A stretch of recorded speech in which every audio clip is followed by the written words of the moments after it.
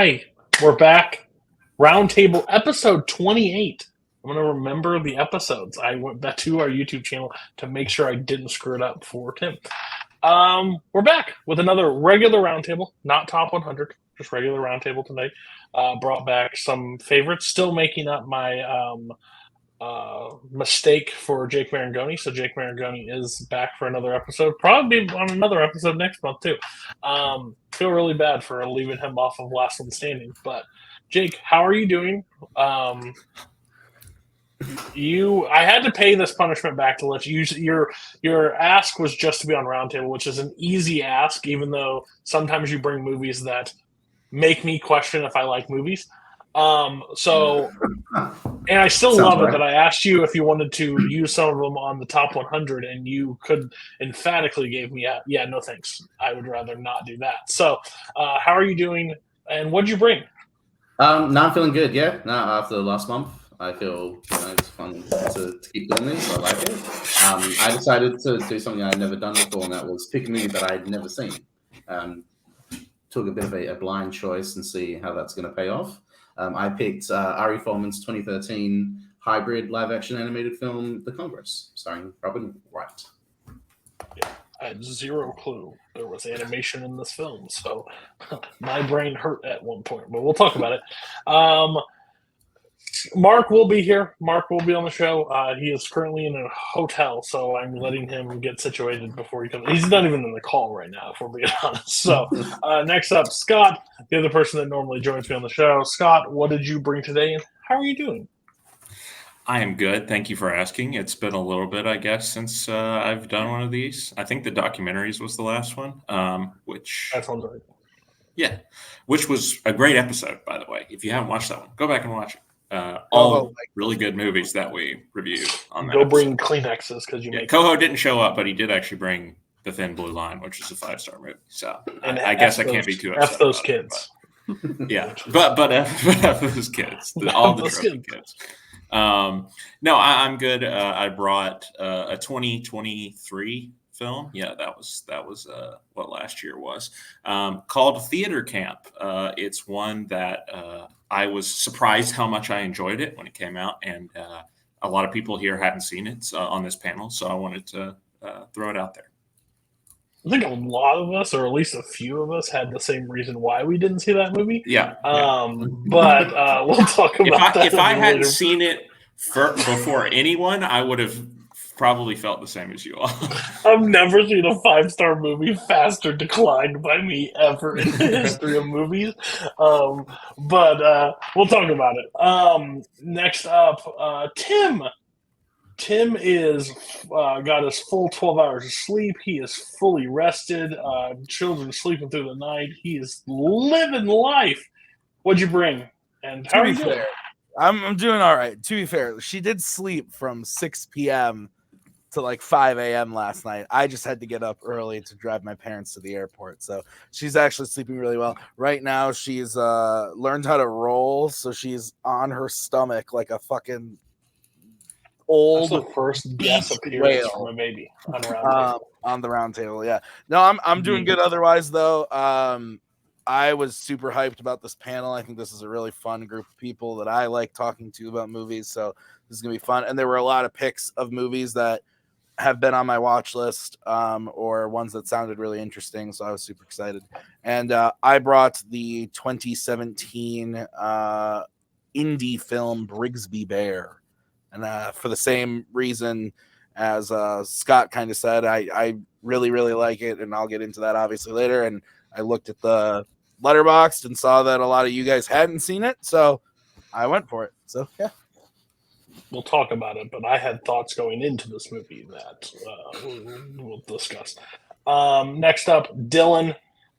Dylan brought one of the coolest movies that I've seen last time he was on, where people use swords, like bladed umbrellas to slide down hills. It was crazy. It was cool. You picked another action-packed thrill ride. What'd you bring? And how are you? I'm doing very good. Yeah, it's It's been an interesting day. I had to cram the last 2 movies before I was on here. I joined the call a little bit late because I was like, you know what, I had 10 minutes left in this movie. I kind of just want to finish it so I can, get my full thoughts on it. But yeah, the movie that I brought was the Bill Forsyth 80s like sort of satirical industrial comedy called Local Hero.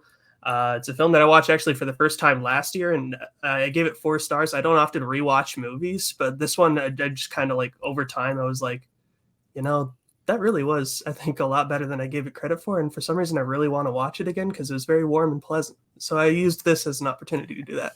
It's fun. Man, there is no person with better timing in the world of Roundtable than Mark Big Chill Menchaca. Dylan finishes, you show up, perfect timing. How are you? How's the hotel? And then also, what'd you bring? Oh, doing good. A hotel Wi-Fi as good as always. As you can expect. I brought the Vince Vaughn classic, Brawl in Cell Block 99. This is one of the very first movies I thought of bringing onto this show. As I kind of waited for the right personnel to bring it to, because I think it kind of depends on that. So I'm very excited to talk about it. Yes, and just to catch you up with pace, we will be talking about that movie second tonight, just to keep you in the loop of where things are. And I'm great. No one ever asks me, but How are you, Cody? Thank you. I'm great because I normally do the introductions. And I brought a movie that I have seen clips of, like scenes, but I've never saw the movie from beginning to end. It's kind of actually perfect because it was just announced, I think, at CinemaCon that a remake of this movie is being done, which I pitched in a debate match that I won. Oh, wait, no, I lost, but I should have won. It's The Running Man. So The Running Man, Arnold Schwarzenegger, it should be interesting. I'm actually really curious what this group thinks of it because I don't know how many people saw it prior, but it's definitely, I could see it going multiple directions. So it'll be interesting to see where we land on that. But the first movie, I was going to say everything on the panel tonight was a first time watch except for my movie for me. So same. Mine as well. I've not seen any of them prior. So yes, this is another one that I was able to do that had perfect. We'll pass it first to just give industrial comedy, by the way, when you said that I laughed a little bit because not to make it fun, but I was like, I just love industrial comedies. But I'm interested. Give it a little, you can give into it and then we'll just all jump into it and stuff. But Local Hero is the first movie. So don't take it away. Yeah, so basically what this movie is about, it's about a guy from, I think, Houston, who is sent by, he works for an oil company called Knox Oil, and he's sent to this remote village in this coastal village in Scotland, and is basically supposed to make a business acquisition so that they can build an oil refinery there. And along the way, he basically just kind of gets fully ingrained in the culture there and sort of falls in love with the small town living and just the beauties of the town itself. And yeah, I just, for someone who I think the reason why I find this film so comforting for me and how it's kind of become almost like a comfort watch for me now, even though I've only seen it a second time now, I really just really enjoy my time watching it, but because I think it really nails that small town feel overall, and which is something that really connects with me because I've grown I've constantly been living in small towns in Saskatchewan here, and I still go there very often and know the people and the sense of community I think is just done really well in this movie, even though it's I've never been to Scotland, but that's still as I think it's very relatable, that sense of community and how everyone reacts to each other there. And I think just the satire is really good as well. I like this movie's view of the industrialist aspects, where it's you'd think it'd be oh, it's a capitalist satire. You think the main not the main dude, but the guy played the Burt Lancaster character, basically. You'd think he'd be this cigar chomping guy, yeah, we got to buy the place and we got to build an oil refinery. And you'd think it's going to be a cartoony character. But no, in this movie, it's everyone's just kind of uninterested with the industrialist. The main industrialist guy is more interested in astronomy himself. He that's the stuff he's really interested in, not the actual business. The thing that he sent like his worker for, and I think that's all that stuff is really fun. And yeah, it's a film that I just really have a good time with, and yeah, I think it's lovely. Yeah. I don't normally point out a lot about this. I think it's shot really well. I think the cinematography in this movie looks really good. I guess that's what the cool kids would call that. It just looks really good. I don't really pay attention to that, but it gave me a lot of time to like at least expand on that. So like, this is the only movie I read the synopsis for before watching the movie because one, I don't read anything that Jake's movies ever show up because like, good idea. Normally they don't make any sense even if I did read the synopsis after watching it, or I just let it just unpack, which I'm glad I did, which we'll talk about later. But like, I think like overall it sounded really interesting. I don't think it's that interesting. Like the synopsis makes it sound like a lot goofier than it actually really is, which is good, which it could have leaned into way too goofy for me. The characters that do the like going through the town trying to acquire and stuff, I think was fine. But I loved like the town people that were involved in how they all like you just meet so many of them, but they're all like you feel like they're all fleshed out characters. They all kind of work together. Like I like how they interact with each other. Like the whole concept of it. So it kind of just worked for me. I did think it was a little slow for my liking but that's not a shocker coming from me. But overall, I didn't hate it. I enjoyed it where it was, and I'd like to stay with the town people more than the actual people that were involved, like in the thing, which I guess is the kind of the point of it. But yeah, that's what I thought. I'm interested in what everybody else thought because I'm assuming this was a first time watch for everybody, or did somebody else watch this prior? Mark, you sure? I thought you owned on Criterion. This is Maggie's favorite movie, so I've seen it. Wouldn't that be something? You ever heard that 80s classic Local Hero? Oh, great uncle's favorite movie. He'd always talk about it. I thought it was fine. Like I don't know. I agree with Cody that I thought it was a little slow, but I did find a lot of the characters very, I don't know if heartwarming is the right word, but yeah, just kind of like endearing maybe is a better word. Like, I don't know. I did enjoy the, like Cody said, the townspeople. And I agree that like, I did read this, like not the full synopsis, but just like the IMDb, like, synopsis. And, it sounded like it was a lot more interesting than I thought it was going to be from the synopsis, in my opinion, actually. And and I agree. I thought it looked very good. I thought all the performances were good. It was nice to see a young Capaldi, because I couldn't tell you like anything else that dude has been in. Like I just don't watch a lot of British stuff, and then it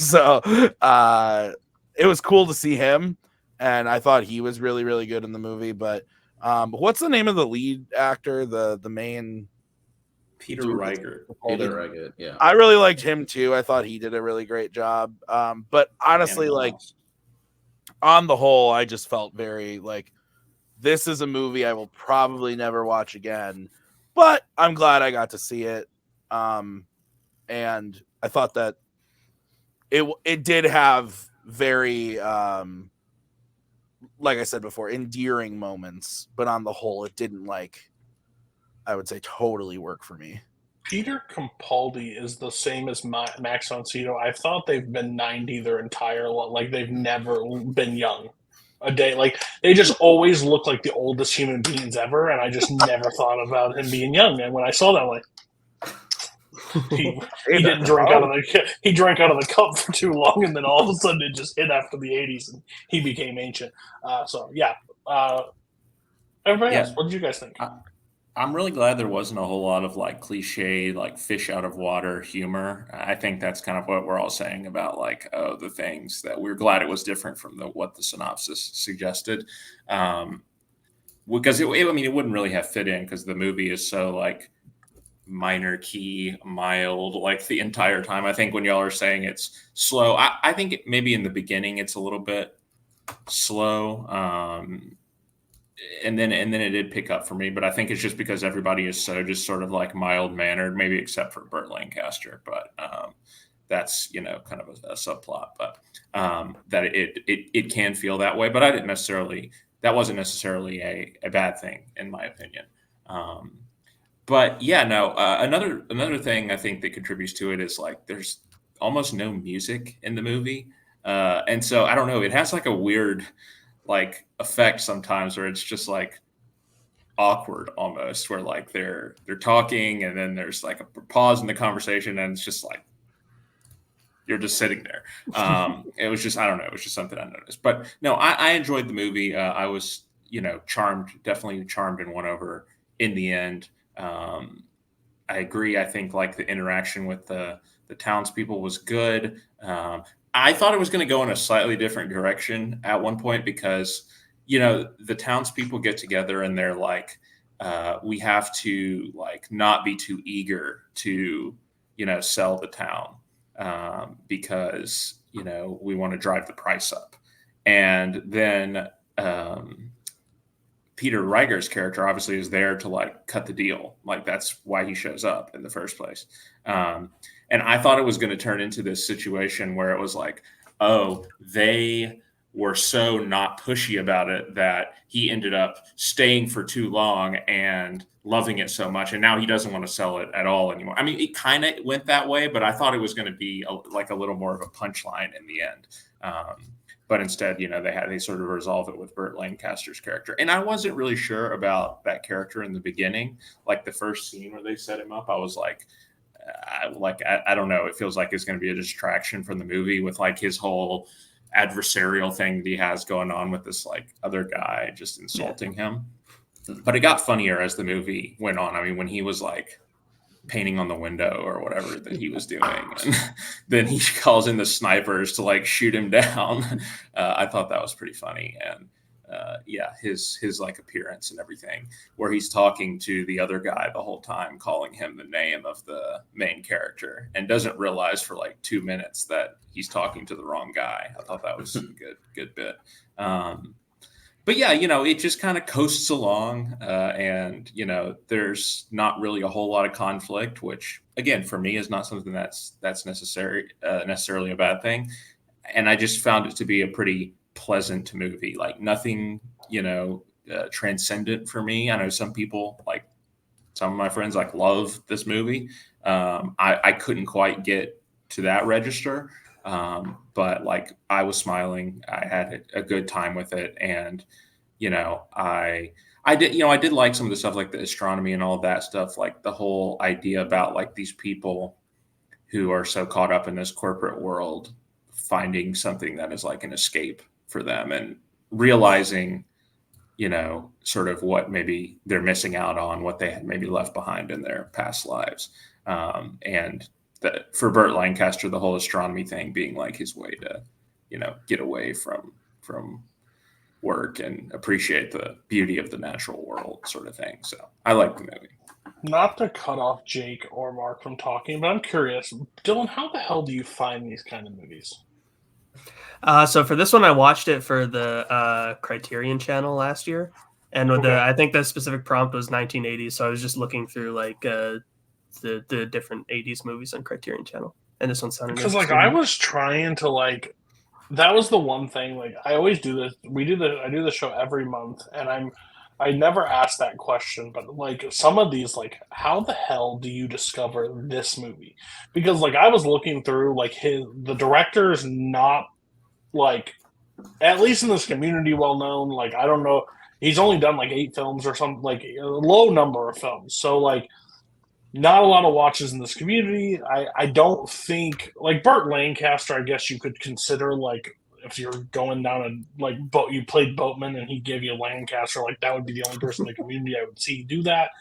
So I was just curious, like where did you just discover this to pop it on? Because you called this what kind of movie for you? Comforting? Yeah, I find it comforting. Yeah. Yeah, like, and I was sitting there, I was like, what a weird, like, not to throw judgment, like, comforting, but I was like, what the hell am I talking about? Like, look at mine, like, I watched a 3-hour Irishman where they're just murdering people. Like, I'm quite comfy right now. Like, it doesn't work. So you have your own thing, but I was just curious because I was looking, this was a mystery for me of, like, how this one was discovered for you. So that makes sense. I guess it shows up popular on the 80s.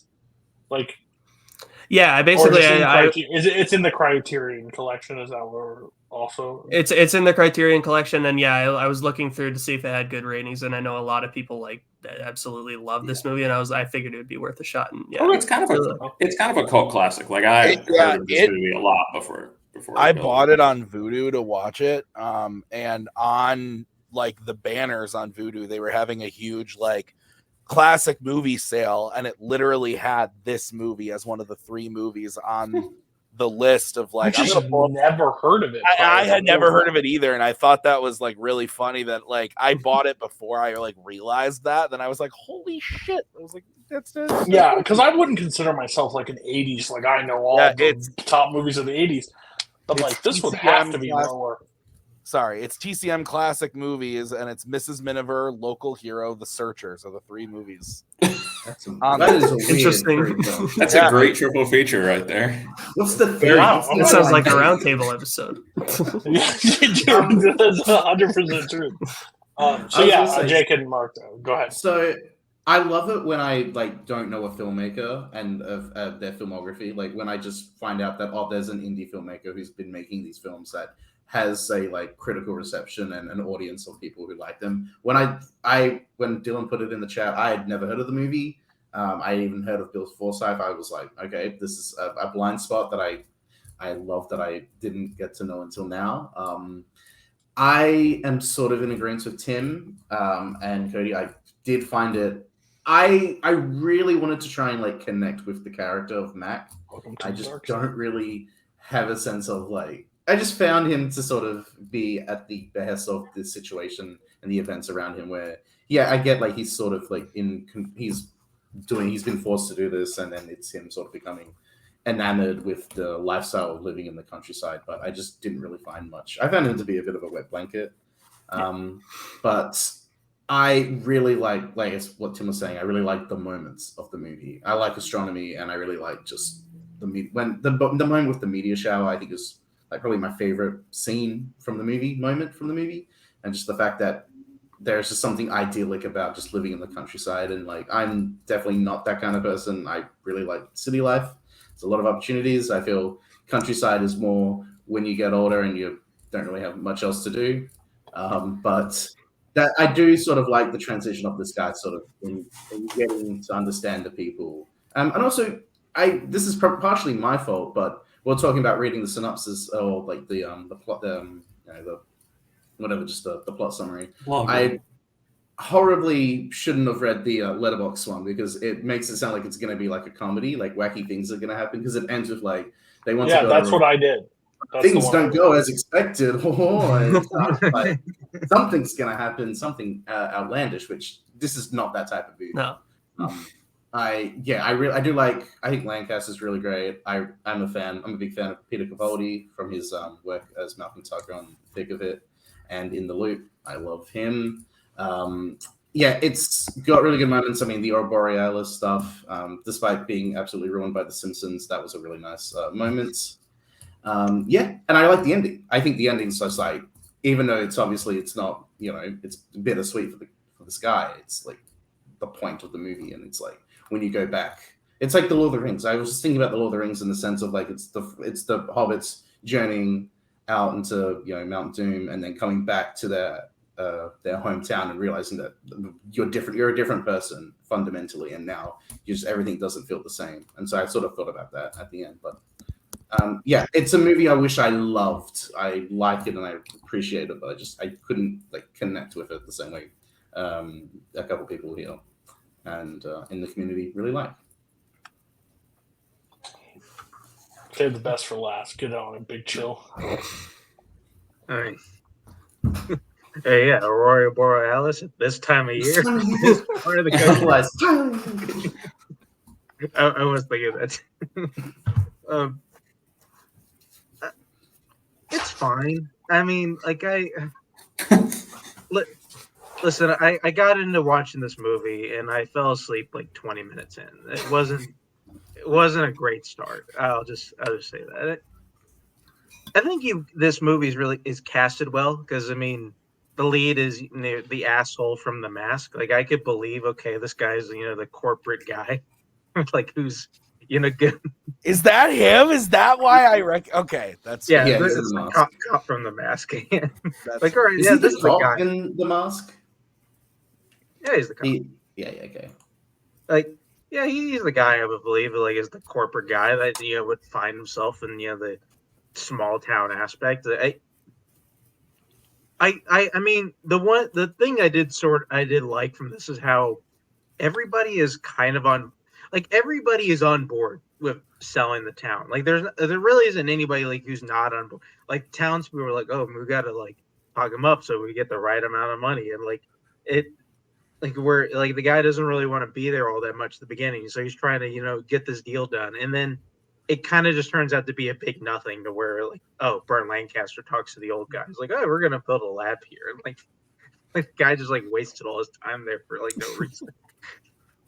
But He didn't waste it though. Yeah. He discovered an appreciation for life again. Yeah, and Peter Capaldi got to fall in love with the Hook up with a mermaid, lady. I guess. Yeah. That was the thing that happened. Yeah. Is that a mermaid? That was or what? shocking. Yeah. I mean, I suppose. Like, I don't know. It's just like I don't know. Like, I just felt like largely bored by the whole thing, and like I can understand the small town aspect. I grew up in a small town. Like, I live currently in a small town. Like, it's just like I don't know. Like, all right, and he gets to his high-rise apartment, and like the rich guy's like, oh man, I just want to live out my life by the sea. Like, all right, cool, man, whatever. Like, I don't know. I mean, it doesn't make sense. Like I was really Cody, much like you, I was wondering like, why did Dylan bring this movie? Like, what? Like it's like so different than the last two things you brought here. Like the only thing I can think of, like, I guess this must be a comfort movie for him. Like, it's weird comfort movie. Can you like, call a movie comfort movie, by the way, if you've only seen it twice? I realize what I just said, but still. Depends on your feelings of it. Yeah. If you saw it and you felt the way, and then you went Good back point. to it and felt the exact same way, I think you're on point. Yeah, I Yeah. agree. I mean, you can watch a movie 5 times in a row and not understand what the director was going for, and on the 6th time finally unlock something that they never said before. Kaleb Koho. Quote. Once upon a time in Hollywood. I was like, Once upon a time. or some shit. Hey, you can watch Peter Pan twice, hate the racism and think it's terrible, and then on the third block feel like That's better than the 2003 one. I fucking hate him so much for that. That's another thing. No. But this is the point. Like, this is why, like, me, Mark, and Scott have do a ton of these episodes. But like, I always feel like the slight pick for every time before I pick a movie, I sit there and think for a second. Do I really want to sit there and watch people bash this if they hate it? I don't want them to bash it. So sometimes I just pull it off the table because I don't want that. But what I will say is, like, I don't think this is a bad movie by any stretch. Like, I understand that there's somebody for this movie. It just the letterbox review synopsis should be taken off like tomorrow, like reworked. Because I read that, I'm like, oh, there's going to be a guy with a trumpet walking down the hill at one point, just like, not so fast, you're not selling nothing. They're gonna lose But like, the car breaks down or something. yeah, like, I thought Planes, Trains, and Automobiles was going to happen halfway through this movie. Somebody's going to like drive the wrong way on the side of the road. Satirical take on the Wicker Man. Yeah. Honestly, that was literally the thought. It's like, this is the same town, but they don't burn anybody. They just accept the money. Because if he went to the other side, those guys are in a Wicker Man right now and on fire. So we'll get scores for it. Or scores, ratings. Wow, Either or. Yeah. I'm off. I drove to St. Louis. Had to drive back last night. I'm exhausted. Dylan, what's your score? Yeah, I guess I'm realizing the two types of movies that like really hit for me are like either like the opposite ends of the spectrum, like Titan level weird insanity, disturbing stuff, or Having like sex just scenes. the very like local hero Patterson style, like low key dramas like this. I don't know. So yeah, this one really worked for me. Yeah, it's one that I can see myself watching more in the future, which is some rare for me because I don't rewatch movies very often, but I like this movie a lot. Even though Jake actually did highlight one minor criticism for me that I have, which is the main character is kind of boring. I guess part of that's by design because he's like the random corporate guy that they just sent over there without a thought. But yeah, I give this 4.5 stars. I really like it. Yeah, and I think honestly, I think that's the point. Like, I don't think the main guy needs to be that because I think the townspeople really right. Yeah, that's why it doesn't weigh it down too much point. for me. But yeah, like if this is King Charisma over there, just I don't want to spend any time with the other people. So I kind of like that he's kind of like just the piece that moves around to introduce us to mainly the characters. I'm at 3 stars again. We went through a transition in the middle of last year where, I've watched a lot of fandom movies now, and I'm not as harsh on films anymore. I learn to appreciate some films. Fandom, Tim? This isn't. I'm fandom? pushing for it. Scottish films coming, Scottish icons coming soon. Scottish icons are industrial comedies coming to fandom. So I'm at 3 stars. I think it's fine. I think if I never watch this movie again, I don't think I missed anything. But again, the point of Roundtable, I would have never seen this ever if you didn't bring it up. So appreciate that. Mark, where you at? Right mid yawn. I'm so good at this. Like 2.5. Like it's just like it.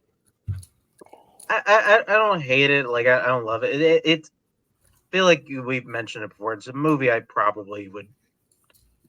Although I don't think that's false. Like I am kind of I may be curious. I may just give this a rewatch because it feels like just like a nice movie that like just maybe just caught me on the wrong day. But like right now, I'm at 1.5.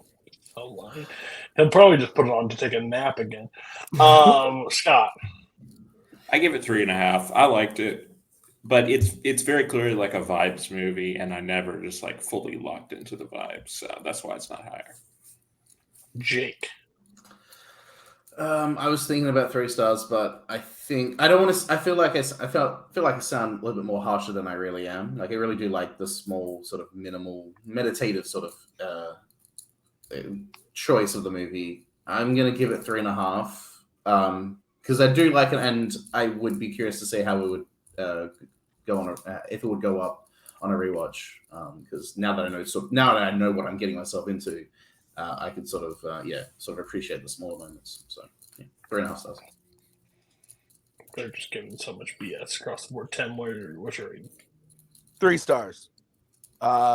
Honestly, thought about even maybe a little bit lower, but the vibes were good. And Kong Skull.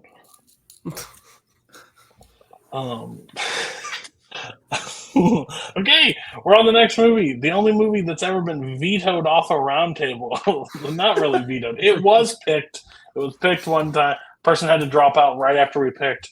And then Koho's like, you know what we should do? Let's just watch Knives Out. And we watch Knives Out. Which so I don't regret the decision because I really enjoy Knives Out. But Kingsman making a Kingsman choice. I don't like that. It wasn't Aaron Sorkin, so I'll take where I can get it. The man, Aaron Sorkin, Jesus. Next up, Cell Block, Brawl on Cell Block 99. Go ahead, Mark. I know how you decide movies on this wheel, so was this a wheel decision, or did you just say, F it? The wheel doesn't need to come out for this one. I'll be honest, like this was a kind of just this was a fuck it movie. Like this, it didn't feel like much. Interesting. Well, I mean, like you know what? I don't think the panel is going to get much better. I think for this type of movie, so it's like you know what? Let's just throw it out here. Let's give it a shot. I mean, I figure most of you might like it, except for Scott, because I don't know what to do, Scott. I brought up Spring, and I thought, hey, Scott will like Spring. Well, don't bring Varsity Blues. That's what you can do. Trophy Kids was great. Fuck them kids. But yeah, I mean, but what the hell was I talking about? But anyway, This movie. you know what? We guys brought on earlier. I mean, Don Johnson was in both movies, so kind of same category. I didn't know that at the time. But no, like, I honestly just really love this movie. It's from a director that I think is somewhat new, like the S. Craig Zoller, and I saw Bone Tomahawk. I blind bought it on Blu-ray. Really liked it. Was really looking forward to the next thing, and I just happened to be in Austin. They were showing it at Alma Draft House. Thought, well, you know what? Let's catch it. It blew me away the first time I watched it. Like I really, really like Vince Vaughn in this movie. I think he has the right mix of having this kind of stone face, kind of almost like comedy, but at the same time he's serious. And I think you don't really notice it until I guess like you shave his head and you put a head tattoo on him, or like, oh yeah, this guy is kind of built like a brick wall. Like you can believe like this guy is like built for brutality. And I think as far as like the action scenes in this movie, I don't know if I've really felt like just the violence or any kind of like brutal nature as I felt like in this movie. I felt like every bone break of this movie just kind of hits me differently than anything else I've ever seen. And I kind of enjoy like this almost like video game nature this movie has of like Vince Vaughn's kind of like building up to like get to like I guess the Cell Block 99. I don't know. It's a movie I come back to periodically just because I enjoy it so much, and I can't get enough of it. I'm hoping that weirdly enough, yes it is. Weirdly enough. I'm just very curious what everybody else thought of it. I really like it. Like I want to know what you guys think. I was taken back at first because this movie, the title, weirdly enough, as brutal as this movie felt, it's weird that Bone Tomahawk was the same guy, because I felt like the same kind of like brutality when I watched that movie. So I was like, and then now that you said that and I looked at it, I'm like, oh, well, that makes so much more sense. But there is a part of this movie that drives me absolutely crazy. If it doesn't drive anybody else crazy, then I just don't get it. That fucking prosthetic. I don't know how hard it is to make a movie, but holy shit, you should have done something different with that. I don't know. Looks fucking terrible. Awful. You're talking specifically at the end of the movie, right? Yes. Where his face is like, it's a doll. So it's very it's a rubbery. doll. I know, like the last shot of the movie. Yeah, I believe it is the last shot. When he's stomping on the head, yeah. Like, it's Oh, so that. Not the last shot. No, well, that may but it takes me direct. I'm like, what the fuck or why? I don't know. I understand movies are hard, but I could have not seen the head crunch and just saw his foot go down and got the point instead of that.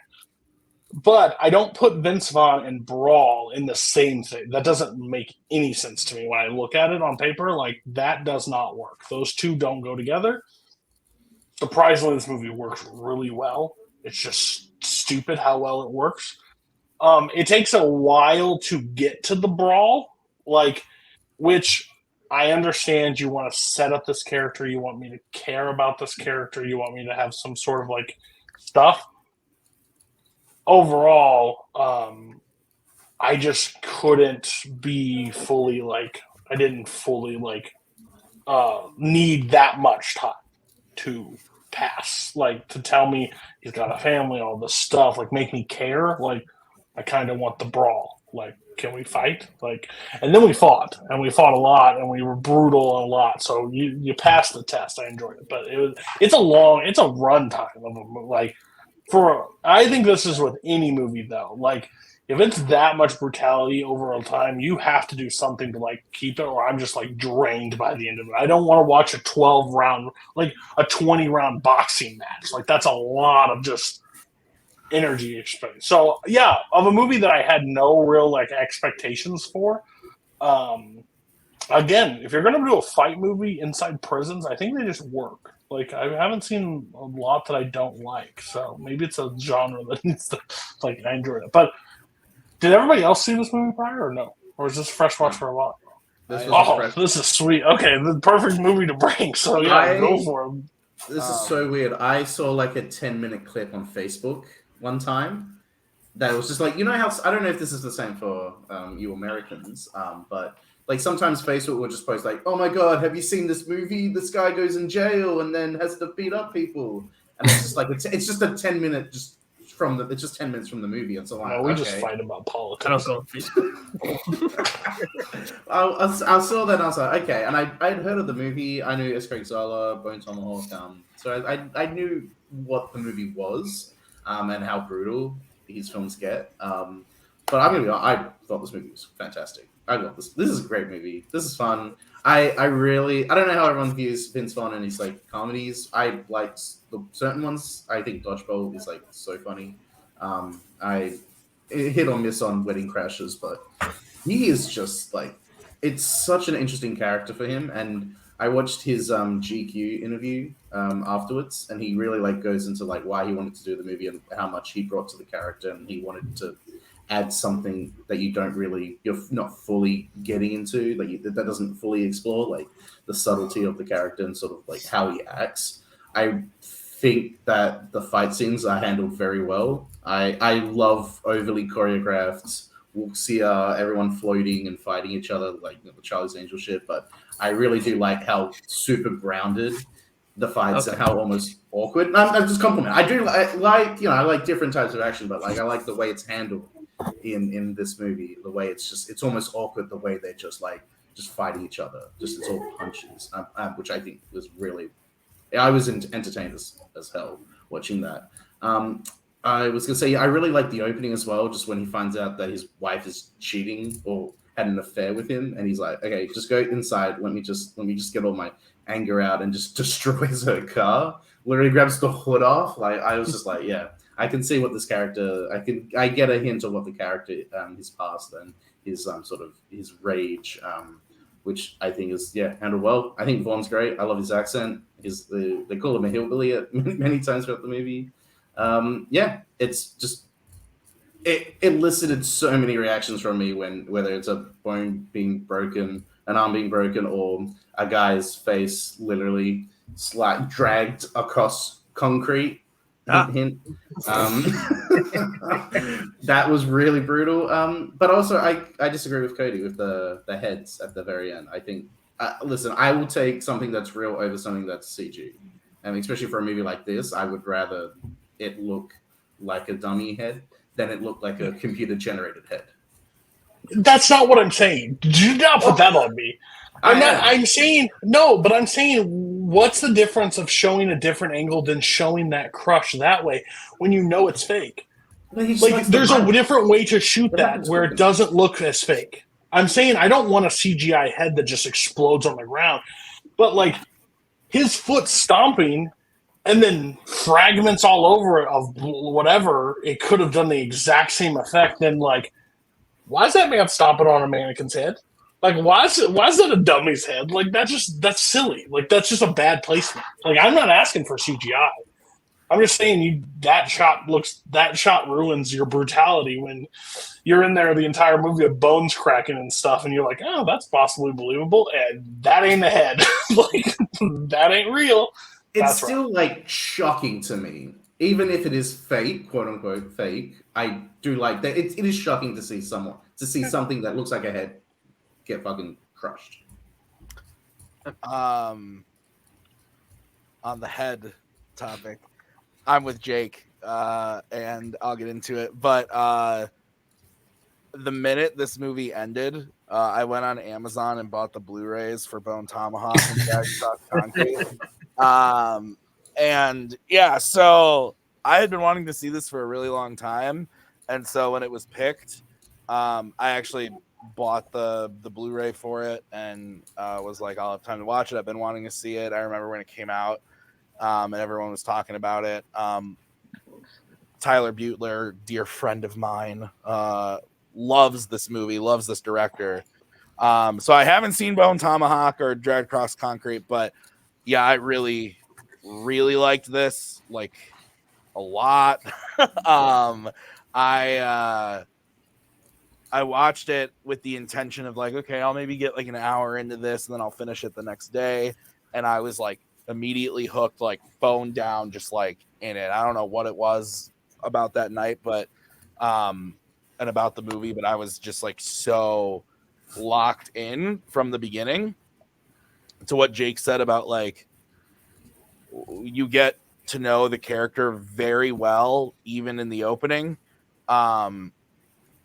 The way that he like takes a minute before he even gets out to confront his wife, and then he confronts her, and when she goes inside, I'm like, okay, a little aggressive, buddy. And then he like beats the shit out of the car, and I was like, oh god, okay. And then they have that whole conversation, and she even like tries to like come forward, and he's like, you might want to like wait a minute. Like, he's still heated, and he knows that he's heated, and I love that. And there's so many moments where like you kind of get that idea of him, of like he would rather beat the shit out of his car than his wife, and he knows that he can take the minute to like calm down, and still like beating the shit out of the car isn't like a good like mental place to be, but it's better than beating the shit out of your wife. And so, but even like when the cops like attack them, and he like could so easily get away,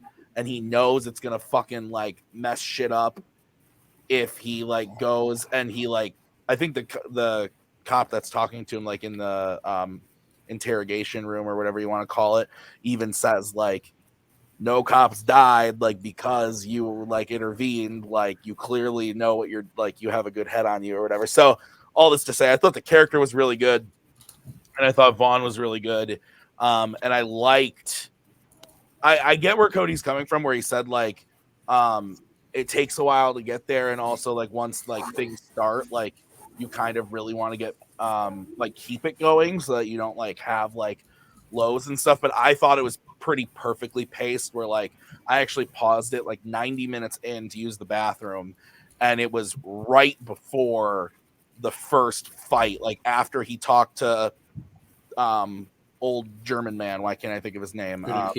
Thank you.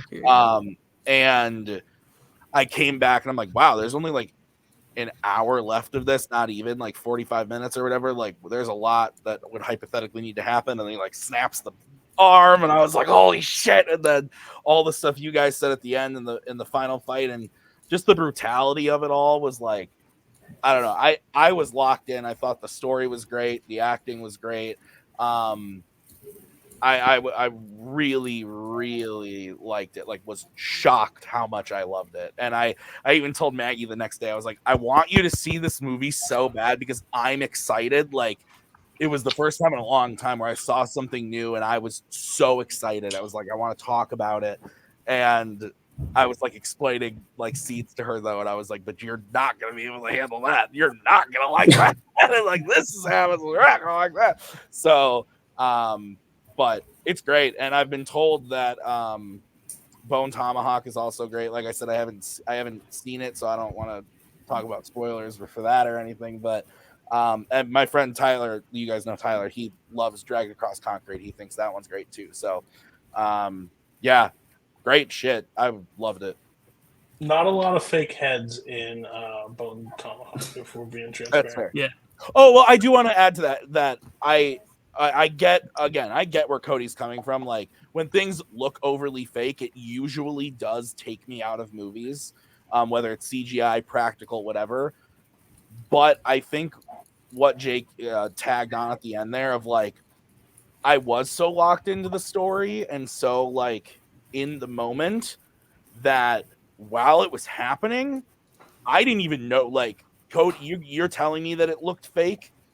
I didn't notice in the moment because I think I was so enthralled in the movie, which I think is a testament to the movie. And also, it maybe helps me too, because when the movie was over, it auto played like a bonus making of thing that was like maybe 15 minutes on the Blu-ray really cool stuff where they talked about how they did a lot of the practical effects and stuff like that. So maybe just in my brain, I'm more favorable to it because of that. And I'm not talking about the head at the very end where the stomping is happening. I'm talking about when they're in the room with the three guys sitting there and he's dragging it across and it looks like just a dummy is like that's the only thing. I have no issues with the end. The end has no I don't even notice it that bad. That's the only gripe that I had in there.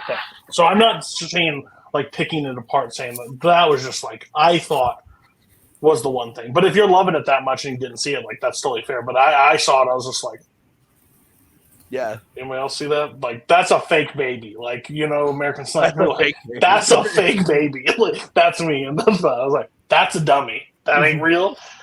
So I'm here. Scott and Dylan. What were your takes? Go ahead, Dylan. Oh, okay. I love this movie a lot. Comfort movie. I will say. I'll get my hot take out of the way first because there's one thing that kept this movie back from being like a full 5 stars for me. I feel like whenever a comedic actor takes on like a different type of role for them, sometimes I feel like people can tend to blow it out of the water a bit in terms of like how good the performance is. I think Vince Vaughn is good in this movie. I don't think he's necessarily like great in it. Like I think there are certain like points where he would deliver a line and I'm like I don't know about that one. Or there would be at times where he'd like punch someone and I'm like, wow, that was like the most unconvincing punch I think I've ever seen in my life. But overall, I believe anybody could have played this role. I don't think Vince Vaughn adds anything to it anymore. What hurt it the most for me is I was picturing the exact same movie, but instead of Vince Vaughn, you put Dave Bautista in it. All of a sudden, 5-star movie. You got a 5-star movie right there. But overall, I love S. Craig Zahler as a filmmaker. I think he just knows how to like make these like just down and dirty, like blunt, cynical B movies that I think are like really, really well done. And I mean, B movie is a compliment because he does them really well. Bone Tomahawk, I feel the same way about. It almost reminds me. Kind of like how Tarantino takes the elements of like B movies and kind of like tries to elevate them a lot. S. Craig Zahler is like, nah, I don't really feel like elevating. I'm just going to make a really badass, like awesome, brutal B movie. And it's going to be great. And yeah, I love it. Just, all the different character work I think is also really well done. Like when they're introducing his character, like everyone said, is really cool. And yeah, the practical effects are awesome. So yeah, other than the minor gripe that I have of Vince Vaughn, I think maybe not being the right person for this role, in my opinion, at times, I think the movie's really, really good overall. And yeah, it's been on my radar for a while and I've been wanting to check it out. So thank you, Mark, for finally giving me an excuse.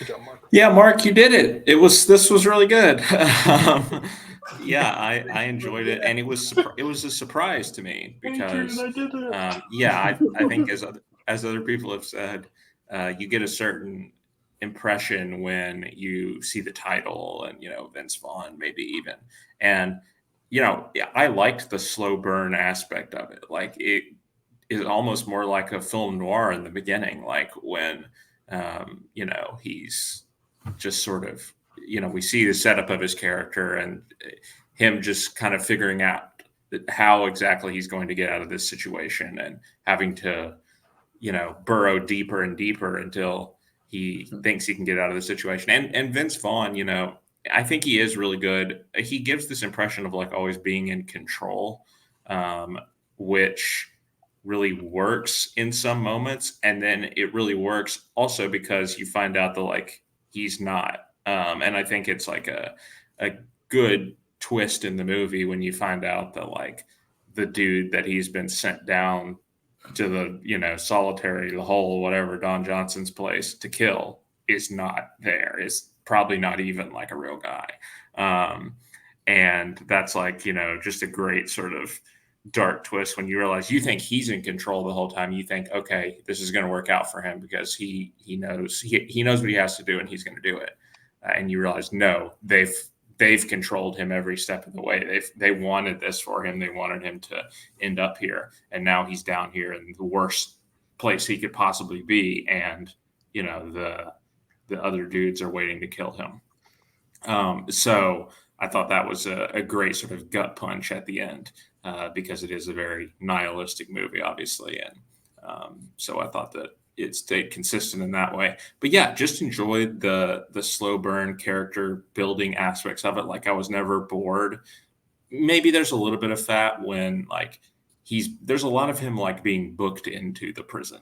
Like that seems to take like a really long time. Like we see every single part of that process really.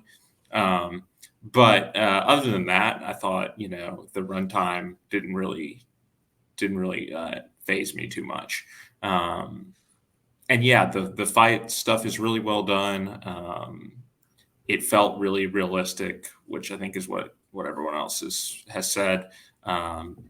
So I appreciated that because, you know, again, the type of movie that it established itself to be, it wouldn't have made sense to have like cartoonish violence or anything like that. I mean, it's gory, like we said, but it's also like realistic. That's why we're saying it's brutal. So I enjoyed it. I mean, again, I think as much as, you know, you think of the movie as being this sort of brutal spectacle and whatnot, that's only a small percentage of the movie. And I think I even liked the other stuff, you know, more than that possibly, because I think the storytelling is well done. I thought the pacing worked. And I think Vince Vaughn keeps you interested the whole way. And I haven't seen any of S. Greg Zoller's other movies. I understand they're also kind of paced similarly, like they're pretty slow burns too, from what I understand. But this definitely makes me interested to check them out because I wasn't expecting to enjoy this as much as I did. But it's really well done. I did want to add, because I was away, I had to step away for a second, but I was listening to something that Dylan said about like Vaughn and it maybe not working for him totally, which is totally fair. I could see like anybody watching this and just like not being able to escape the like fact of him. I thought it was really interesting that the director said, like in that making of thing I watched, where he said, he's like, if you had never seen a Vince Vaughn movie, and I think Cody or Mark alluded to it, I don't remember, but like how you shave his head and put a tattoo on him on the back of his head and he looks a lot like more intimidating.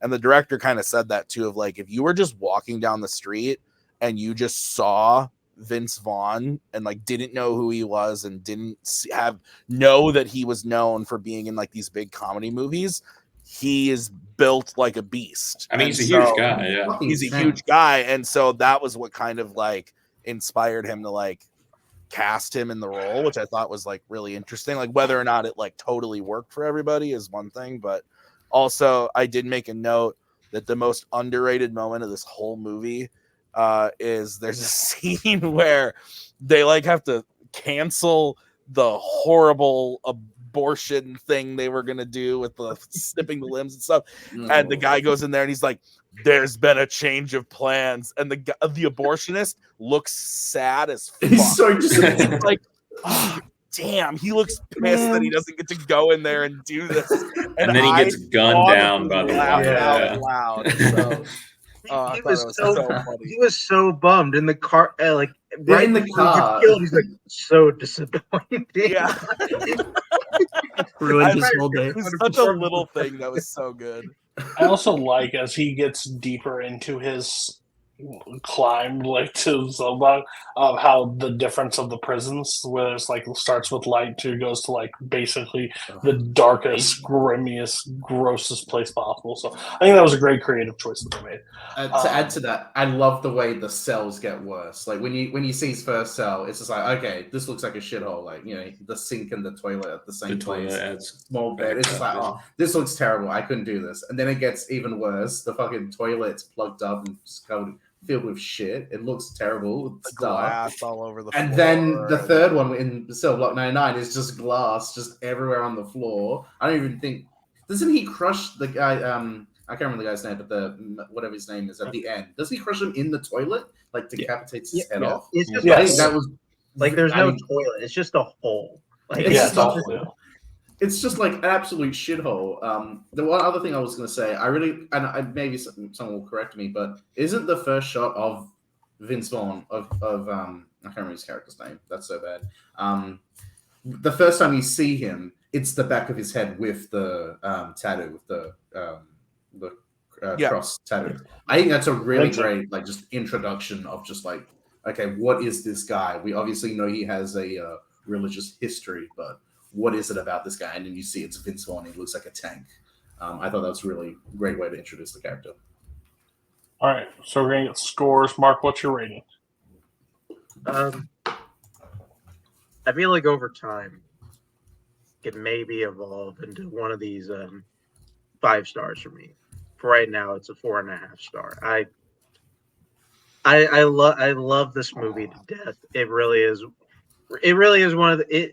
It was kind of brought up as a joke. It honestly is kind of a comfort movie for me. I kind of put it on whenever I'm sort of feeling bad, or like I just kind of want to watch something good. Yeah, I like this movie a lot, and I'm also really glad a lot of people seem to like it a lot. It's not easy to pick a movie everybody really likes, folks. Correct. I've never had somebody talk so highly about a movie and still give it 4.5 stars. I think it's a 5-star for you, Mark. I'm not trying to push you, but it sounds like that. I'm at 4. I'm at 4 stars. I think it's really good. I'll probably go up if I watch more. Maybe I'll just fast forward over the dummy head. Tim. This is a full 5 for me. I loved it. This is like an instant classic for me. I went in and added it to my 2017 list, and it shot into my top 10, and honestly I could see it going higher. I originally had it at like number 4 for the year, and then I was like, let's calm down, Tim, you just watched it once. So 2017 is a pretty good year. 2017 is a very good year, so yeah, I put it in the top 10, but I very, very much liked it, so 5 stars. Dylan. Yeah, as much as I want to give it 3 stars because that's all Mark ever gives any of the movies I bring to the round table, I gotta be honest, this is like a 4-star movie. It was really good. Yeah, Mark sucks on the show. Let's be real. He's great for a panelist, but he hates some movies. You can say it. It's fine. 4 stars. I don't know what you're talking about. Oh yeah, you did like Saw Shadow. 2. Right, never mind that. Saw 2. Jake. Strong, very strong 4 stars. Yeah, this might go up on a rewatch. I can't wait to watch Burnt now. Also, just one more thing. Shout out Don Johnson. He smokes the hell out of a cigar. Yeah, he's great.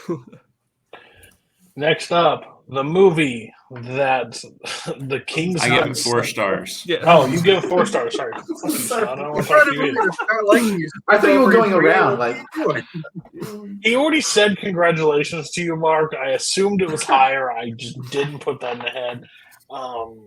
Anyways, next movie is Scott's movie. It's the movie that the Kingsmen sent to the moon, and we all went, fuck off, and didn't watch it. A lot of us at least didn't. I saw Cameron Holtzman give it a 5-star, and I think Spence and somebody else, and I was like, I couldn't be farther away from this movie if I could. Like, trust me, it's really good. If I ever see that in a review, trust me, I don't trust you. Not happening.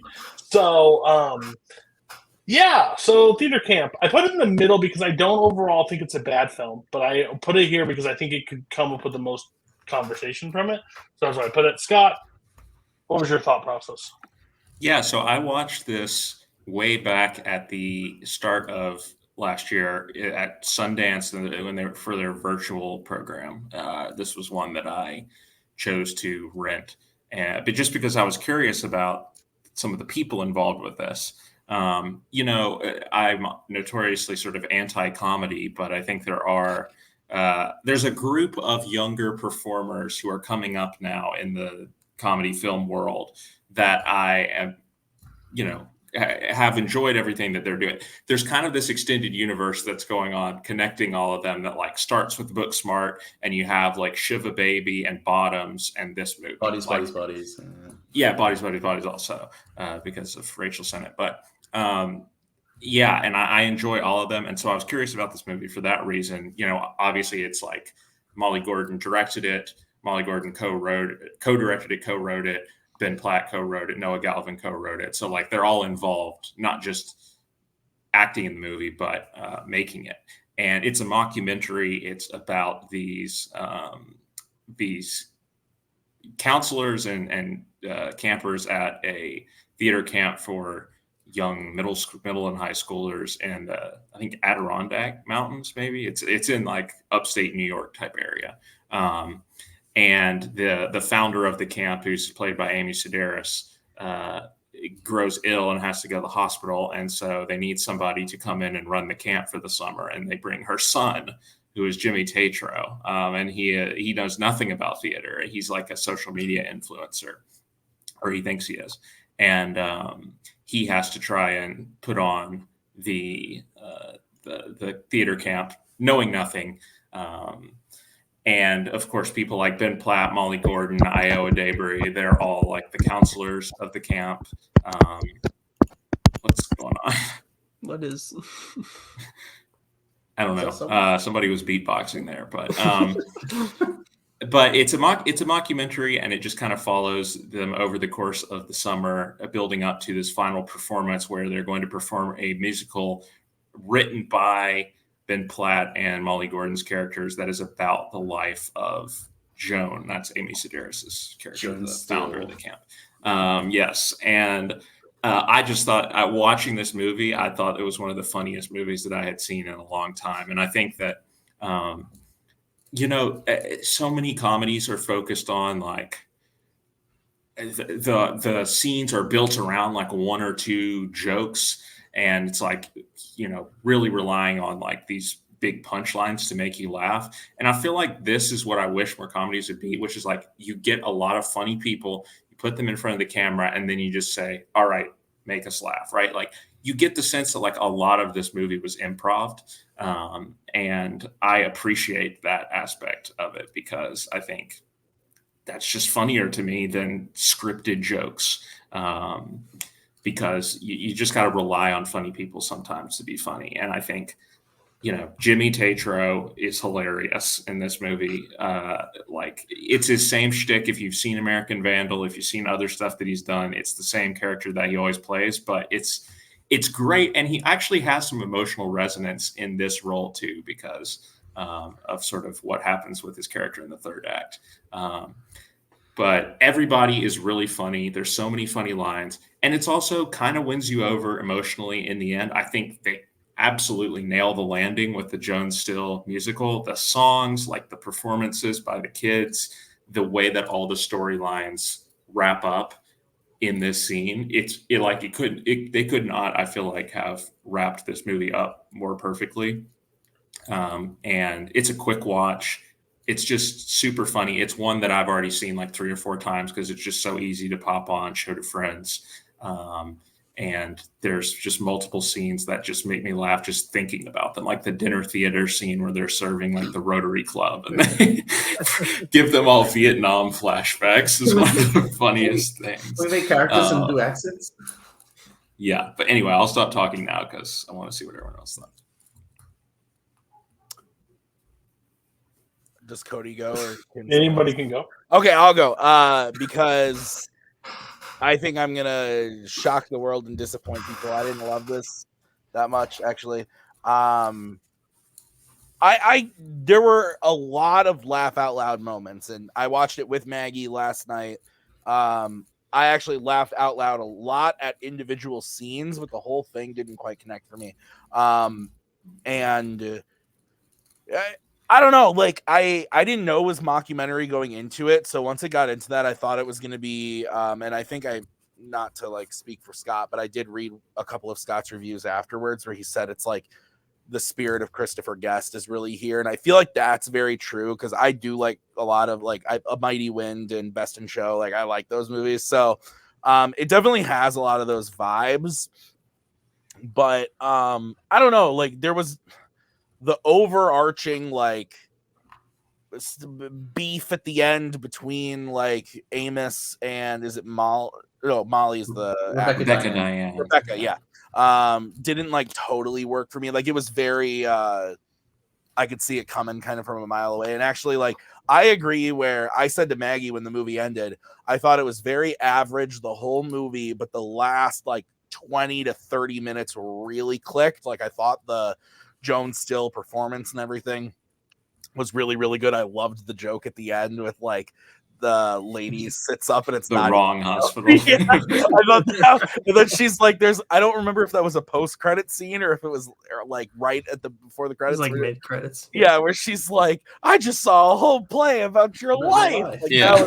that was very funny. But the only thing that like didn't like, not the only thing, but it didn't work for me was actually like the reconciliation between like Amos and Rebecca Diane. Like, I don't know. Like, I thought that it was very sudden. Like, the things they said to each other of like were very true. And I think the resolution that was there, but it felt like we went from totally being like so mad at each other, I'm storming off, to she came back and helped finish it for him, even though he just said a bunch of horrible. I don't know. Maybe that's what friendship is like. I don't know. They're just dramatic people, you know. They are dramatic people, and that's true. But I don't know. That part of it didn't totally work for me. But I thought the fact that they used like that song at the end was very cool. That was very heartwarming.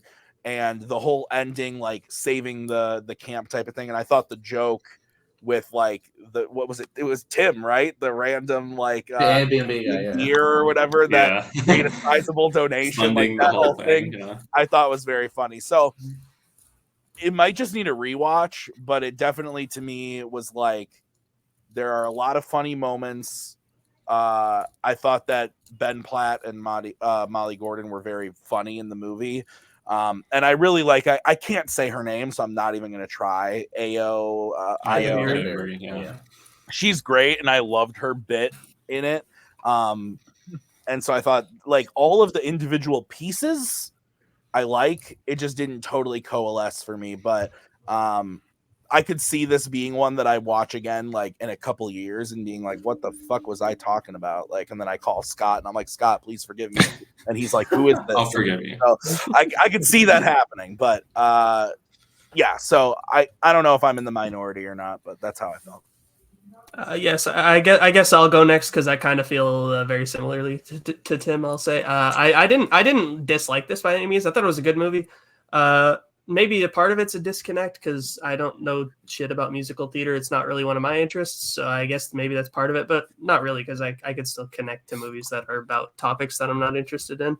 But this one, I thought it was funny at parts. Overall, I was kind of disappointed by the mockumentary aspect because that was one of the things I heard about it going into it. And I was like, okay, maybe that'll set it apart from being like more of just a cliched comedy in the end. And ultimately, I found it very cliched. And when they had the moments where the texts would like pop up explaining certain stuff, I'd be like, oh yeah, this is supposed to be why is it a mockumentary? Like this is the most undercooked thing. It felt like they did nothing with that concept overall, which was kind of disappointing for me in the end. But yeah, I think that some of the character work is like really good. I'm pretty easily manipulated by movies, so yeah, I did get a little emotional by the end. So I guess it gets points for that. Yeah, I do think, is it Jimmy Tatro's the guy name? Mm-hmm. Guy's name? Yeah, he's really funny. I thought his stuff was really good. Post Malone singing to the audition. That was the funniest part of the movie for me. Is when he's instantly that gets his attention is the Post Malone song. He starts dancing. That was so well done. Yeah. But yeah, so I wasn't really in love with it either. But I think it was a good movie, just not entirely my thing, I guess.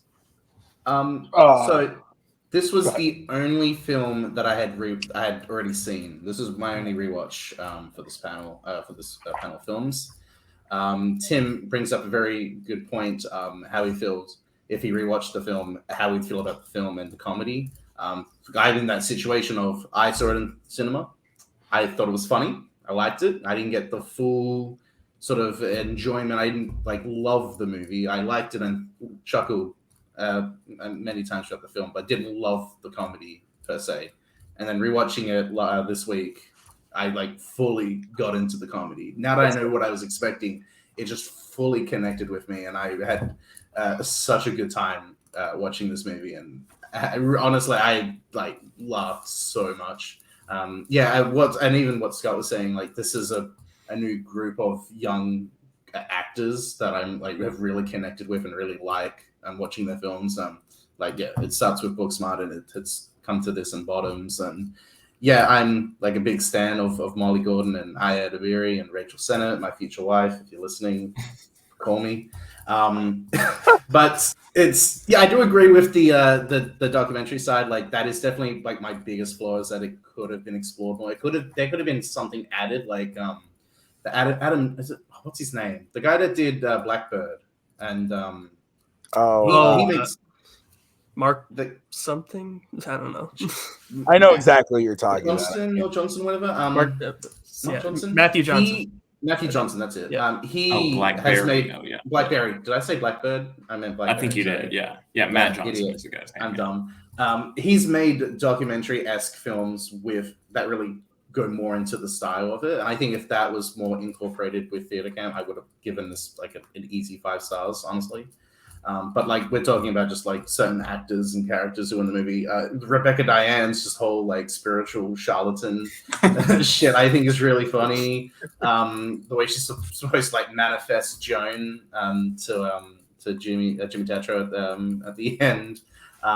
It's just really just funny stuff. Like the whole bit with we've already talked with Ayo Adaberry, but like just what the theater combat and like what is it though? Like okay, just put it like just explain it to me. Like that shit I just thought was so funny. You teach us to fight. Oh, okay. And then there's the bit where they go to like it's like the party or whatever with the other theater camp, and they do like the whole bit where they like punch each other. It's like good job, guys. Just really funny stuff. I really connected with it on a rewatch. This is great, and also just you get to see certain people from Booksmart that I was just like, oh my god, it's is Molly Gordon in Booksmart? And I'm not remembering. Yeah, she plays Triple A. Noah Galvin comes in and steals the show at the end. Absolutely. Who is she in Booksmart? Triple A. She's the one that tells Molly that she's going into.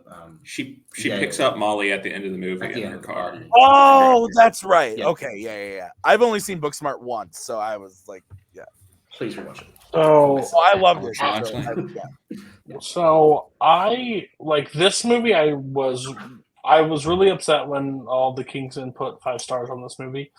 Unfollow them. Well, I know. I don't follow any of them. The only I understand.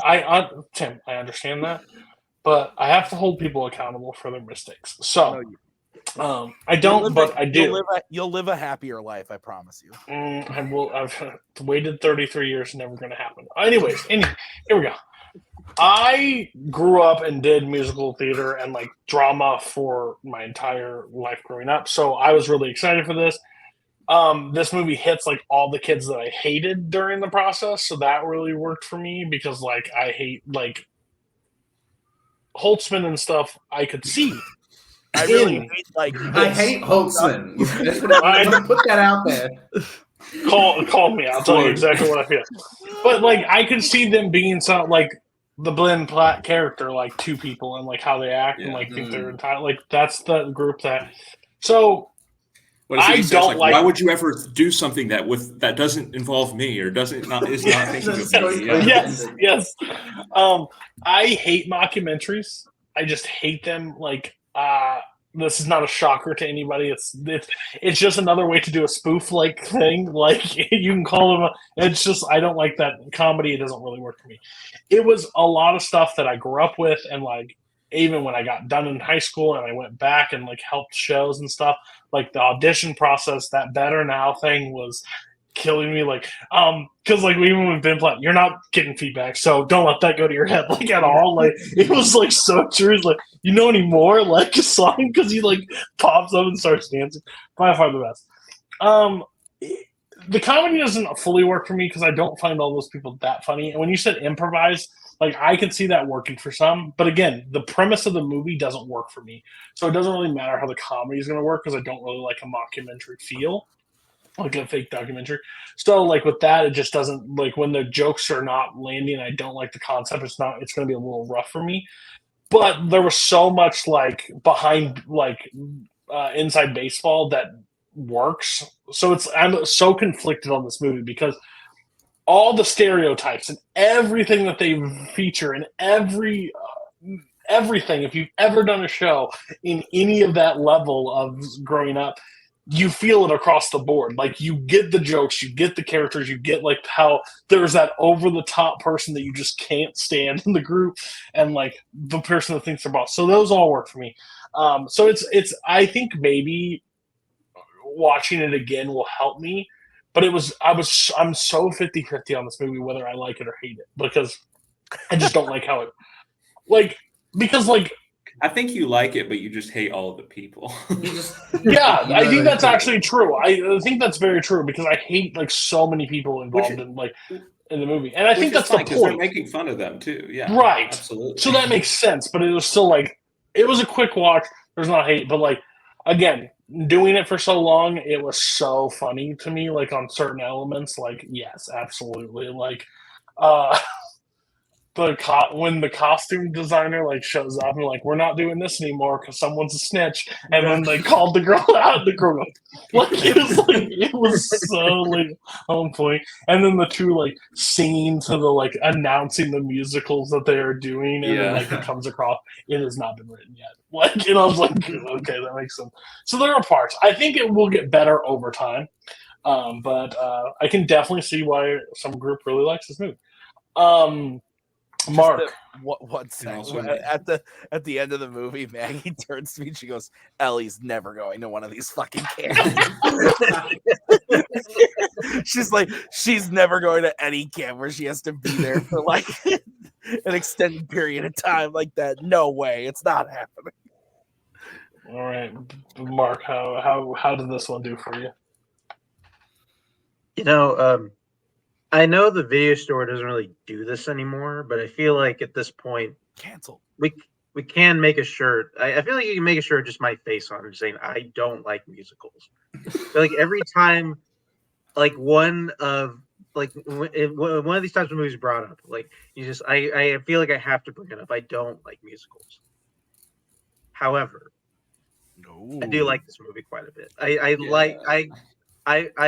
I really enjoyed theater camp. I saw it in theaters like last summer, and I was very surprised how much I liked it, and kind of same going back again. Like especially because like I kind of like Cody, like I don't really love most of the people in this movie, but I thought it was pretty funny, and I like most of the characters. Like because I don't think I thought about it. I don't really think I like Ben Platt in anything. Well, I mean, he stars in one of the worst movies probably ever made. But that is still one of my favorite reviews ever written. We forget about that. No, I'm with you. I hate Ben Platt. Like, I don't like him at all. But, like, I don't, he's not likable in this movie. So like, I know this is a separate movie. I just don't think he's a good actor. Yeah. So it's weird. But I don't think it really matters here. I like him in this too. I actually think he's kind of funny. He's got a good character. I think he's been given a good performance. And every time like Ao Debris, like every time like she's in a scene, like it just cracks me up. Like the funniest part of this movie to me is definitely when she's standing in front of the kids. All right, stage comment. What? Like definition. And I mean, you brought up like was it Tommy or no Jimmy Tetra? Jimmy Tetra, yeah. Whatever you call him, he's going to be Dylan Maxwell to me for forever. Yeah, like that's of course. He's great. I like him in everything. He's a blast in this movie. I'm really liking that he's starting to get some mainstream appeal, and he's starting to get more stuff. Like, because he's great. He has a really good little stint on Modern Family too. Like that, he's very funny on. Like very funny. And I think Cody kind of brought this up before, and then kind of we all kind of generally brought it up, at least as far as like kind of being inside the theater sphere. Like I wasn't really into that either. It's not really something I did in school or not familiar with at all. But I felt like I understood it watching this movie. I feel like this movie does kind of tap into that a bit. And I feel like I kind of got into the culture a little bit here, just at least from that small sense. And just, I think all like that bit, and just aside from this movie, just I think having a bunch of colorful characters, it's pretty funny throughout. I was very pleasantly surprised with theater camp, and still am. This might be the best discussion roundtable that we've ever had. Like, well We have done. smart people here. Yikes. If you've been on a current roundtable or a roundtable, figure out if you're not one of the smart people. Anyways, You can message me and ask. I'll tell you. jeez. We're gonna go to scores because we're gonna pace like almost 3 hours if we keep on this pace. So Yeah, right. we're gonna get scores. Scott. 4.5. Just like sitting here talking about the bits makes me want to go back and rewatch it. So that's the sign of a great comedy. Dylan. Yeah, I guess I sounded more negative. I was harping more on the negative aspects, but I did still enjoy this movie overall. Just it kind of fell short from loving it, so I'd say 3.5 stars. Tim. I'm with Dylan. I think in my initial thing I was negative, but again, I said like a lot of the individual bits I really enjoyed, and like hearing them from you guys, like again, like they still made me laugh. So I'm at 3 stars right now. I don't think this is ever going to be a 5-star movie for me, but I could definitely see it going up to like a 4 in the future. I'm at 3.5. The more I leaned on it, I think I enjoyed it more than I let on, but like still, I don't think you can get higher because I don't like what it's doing. Mark. Yeah, Kingsman, Rogue Nation, whatever you prefer. I think they're spot on with this movie. So it's at 4 stars. Don't call them Rogue Nation. I don't care if they switch the name. They're not going to be the best. It's not a real thing. Yeah. Once a Kingsman, always a Kingsman. Yeah, you can't change your stripes, buddy. You just can't. You're a Kingsman. Deal with it. Is the king even in that? Manners maketh man. All right, that's who you are. Let's play. 2020. I'm gonna surprise myself. 4.5 stars. I found this movie absolutely hilarious. I think it's a testament to a good comedy is that it gets funnier on a rewatch. And so now, and like Scott was saying, I do kind of want to rewatch it now because it's just like it's really funny. A good time. Yeah, I have no experience in theater, but I enjoy watching these like thespians in a satire setting. Yeah, this movie's busting. Ooh, I don't like that. Mark, and you can't have a t-shirt that you hate musicals until you hear the musicals category come up in a match and yell, fuck. That's Bill. Bill can't play without saying something. So change your game and then maybe we'll see it.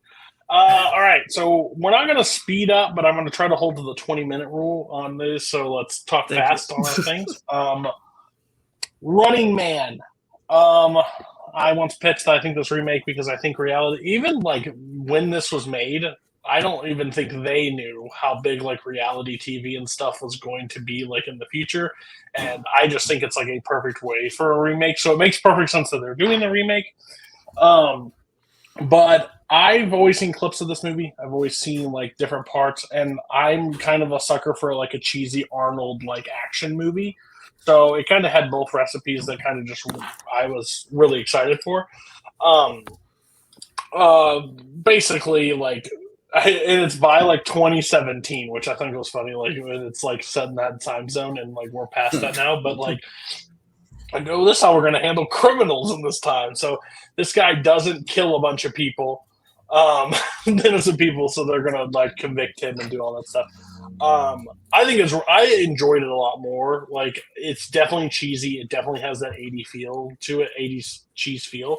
But the action really works for me. I think Richard Dawson is like a perfect like even though like he is the game show host of Family Feud, but like you can tell like he's made for that kind of role and how he does it. So yeah, I was interested to see. I think like the one thing that I think is like the letdown for me on watching this was the Stalkers.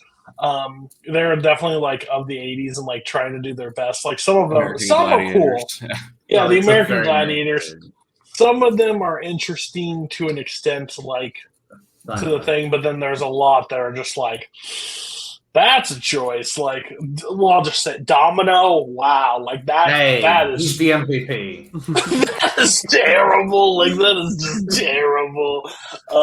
But kind of brutal. Kind of like interesting feel. Like they could have went more. I see Dylan's like, they could have went way more on Kind it, of but brutal, I think. yeah.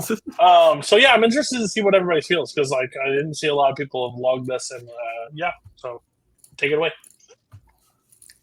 Yeah, I mean, I was interested by the concept of the movie. I think I am less interested by how it was executed. I think that I actually didn't like a lot of the action because, like, it all seems to take place in the same environment, which I don't like. I like the idea of, oh, it's a game show. I like the idea of, oh, the stalkers and everything. Like, all that is really fun and, like, cheesy and over the top, like you say. And then it all just, like, all of it kind of goes down in just, like, this dark, grimy, like, and I get it. It's a dystopia, right? But, like, it just, like, it wasn't interesting to me at that point. It reminded me a lot of modern action movies, actually, and what they look like. I also think this was before Arnold Schwarzenegger could really fake being a good actor because, man, he has some like Tommy Wiseau level reads in this, like just even just in the beginning when he's like in the helicopter and they're trying to get him to fire on the civilians, like, no, I will not fire on the civilians. It's just like it's awful. I cannot fire on them. I also love that this is like this ruthless propaganda state and they're doctoring all this stuff or whatever. However, they keep a filing cabinet with all of the original like footage of this and label it like raw footage of the Bakersfield Massacre. That's funny. Waiting for a rainy day, Waiting for Maria Conchita Alonso, who also is pretty bad in this movie, to come in and find it. Richard Dawson was fun. I like that they made fun of his kissing all the women on a Family Feud thing that he would always do. But like, this movie's about the action and the action just wasn't that exciting to me. Everything around it was kind of interesting, but it didn't live up to its full potential. I had never seen this. This is like, I know the movie, what Cody was saying. I've seen clips. There's the quotes, and like it's like classic Schwarzenegger staple of the '80s. Yeah, I had pretty much like the same issues as Scott had. I found the action to be just like poorly shot. Like I don't know. I can see it on paper, like it being effective, but just I don't really think Paul Michael Glazer like is a good action director. I mean, he's sort of just a director for hire or whatever. I mean, the guy played Starsky in the Kazam. He fucking directed Kazam, yes, and The Cutting Edge, Nice. And this Air up there. how could I forget the Kevin Bacon classic? But I just don't think that. I think the action is just not like effective or engaging. I'm not entertained by the action. I just think if it was shot just with a little bit more energy and just like something about it, I just could not connect with. I found the performances just whatever. Yaphet Kotto I thought was pretty good, but like the rest of people I could not really particularly care for. Even Schwarzenegger. Does anyone remember Schwarzenegger's character name? Because I don't buy this guy as the John character. Matrix. Ben Richards. Ben He just looks Richards. like a Ben. I just see Schwarzenegger. He's a Ben. No idea. I didn't like the performances. I did like the Stalkers. I'm gonna shout out Dynamo MVP. Patrick Williams' review on Letterboxd, I think it was pretty I love that review. He's just a guy who sings opera and he has electric powers. There's nothing you can't go wrong with that. Some of the other ones, Fireball and whatever. What is the Running Man home version? Good question. I also just found the opening title just really funny because it's just a bunch of nonsense of just like we got to set up this universe of like in the 2017 future there's the governments have been destroyed and now it's a police state. I'm just like, this is all just random nonsense just to set up that this takes place in an apocalyptic world where there's a game show, which is like the most interesting aspect of the movie. But it could have just been like just a bit more variety, a little bit more stuff going on. But I found this to be sort of fine. I was shocked that I did not like this at all. This says Tim written all over it, baby. When Cody put it in, I was like, hell yeah. Because I actually bought it on 4K like a year ago. I bought this and Last Action Hero. Still haven't seen haven't seen Last Action Hero, but I watched this then because of this. Banger. Okay, good. So thank God. Because I turned this on and I agree with everything like Scott and Jake said. Like I wasn't into it. I don't know, man. Like I think the concept is really cool. The fact that the remake was announced with God's blessing to humanity of Glenn Powell is very exciting. And Edgar Wright directing. Mm-hmm. Is that what? Yeah. Really? Oh, that I didn't know. Oh wow. Oh, then I'm even more excited. So I think the concept, Edgar Wright directing, Glenn Powell, that's much more exciting to me. I've never seen Kazam or any of these other fucking movies. I don't know. You haven't? No, I don't. No, I have not seen Kazam. What about Shazam starring Sinbad? Have you ever seen that? I have seen Something's Gotta Give, and I've seen some of the other movies that like he's in, but like I've not watched any of his directing stuff, and so I don't know. Like I was excited because I like dumb action. I like Schwarzenegger in action movies, so I'm ready for it. It did not work for me. I actually dozed off a couple times and had to like rewind and like go back, and I was like, oh my god, and it took a while to get going for me. I don't know, like it didn't really work for me at all, and that sucks because I do, like we've said, I enjoyed the concept, and I agree with Cody. I love the fact that like I love it when I discover a movie from the past or watch a movie from the past that's like in the year 2017. Oh, like I love that shit. So that I actually like enjoyed the cheesiness of that, but yeah, I thought Schwarzenegger wasn't great. Like there are movies like Predator is a great example, where like he's not great in the movie, but it's almost like to the benefit of the movie. And to this one, I felt like it was it kind of degraded the movie a little bit. So I felt bad because I really wanted to like it. This is like one that's been on my watch list for like ever. And the funniest thing of all to me was I was on a call with Kirk and Brian and somebody else. I don't remember who it was after a debate.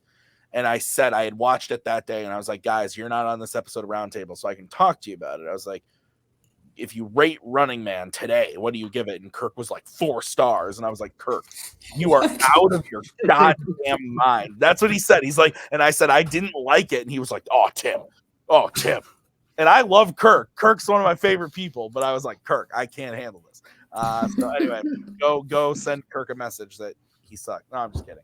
So, Cody's not here. Dylan, let's go to you.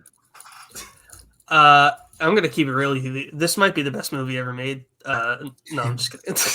I was waiting for the punchline. I can see it. This is one of those movies where I was like 30 minutes in, and I was like, I just kind of threw up my hands and said, I'm gonna like this movie no matter what. Am I? Because like it's like really stupid and cheesy and dumb. And I just kind of really enjoyed it from start to finish.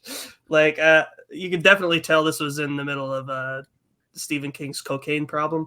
But like, that's the one thing that I was getting, because it's very scatterbrained. I don't think a lot of the satire is really all that like, like hard hitting or interesting, really, or well done. But I don't know. It's just kind of like a bunch of it's like Jesse Ventura and a bunch of other big dudes in weird costumes running after Arnold Schwarzenegger and having like very poorly shot action scenes. Arnold saying a bunch of dad jokes the entire time. And I enjoyed it. It was pretty good time. It was funny in the credits when it said based on the book by Stephen King and cocaine. I thought that was very I was surprised. I had no idea it was a Stephen King thing. There were so many points that just made there were so many points that made absolutely no sense. Were just kind of hilarious to me. Like when they put her in the game and they're trying to justify why they're putting her in, and she's like, she cheated on an exam once, and she had sexual relationships with two, sometimes 3 people a year. Let's kill her, right, guys? Like, it's like okay, but yeah. You know, and nobody questions it, right? That they've just no, but just before this, they've been told like that he has kidnapped her, right? And like she's been the victim, and like she's somebody who we're supposed to empathize with, but then no. And I was like, she cheated on a college exam. So you can't really relate to something like that. Yeah, exactly. Mm-hmm. Send Fireball after.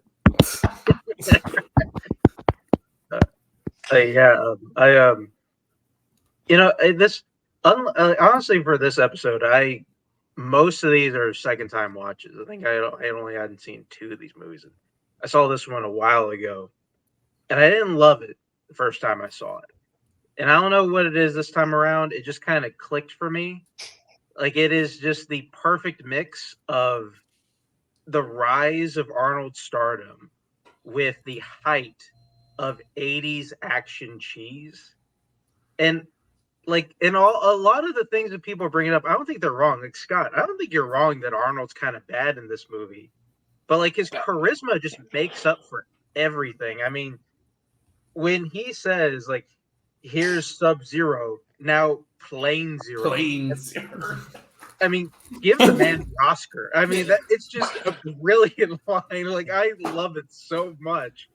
Like, and I think what's great about it is like Schwarzenegger clearly had input on all the one-liners that he wanted to throw in the movie. Like, he just that's not even like that. This line is a good. It's not even a good line to throw out.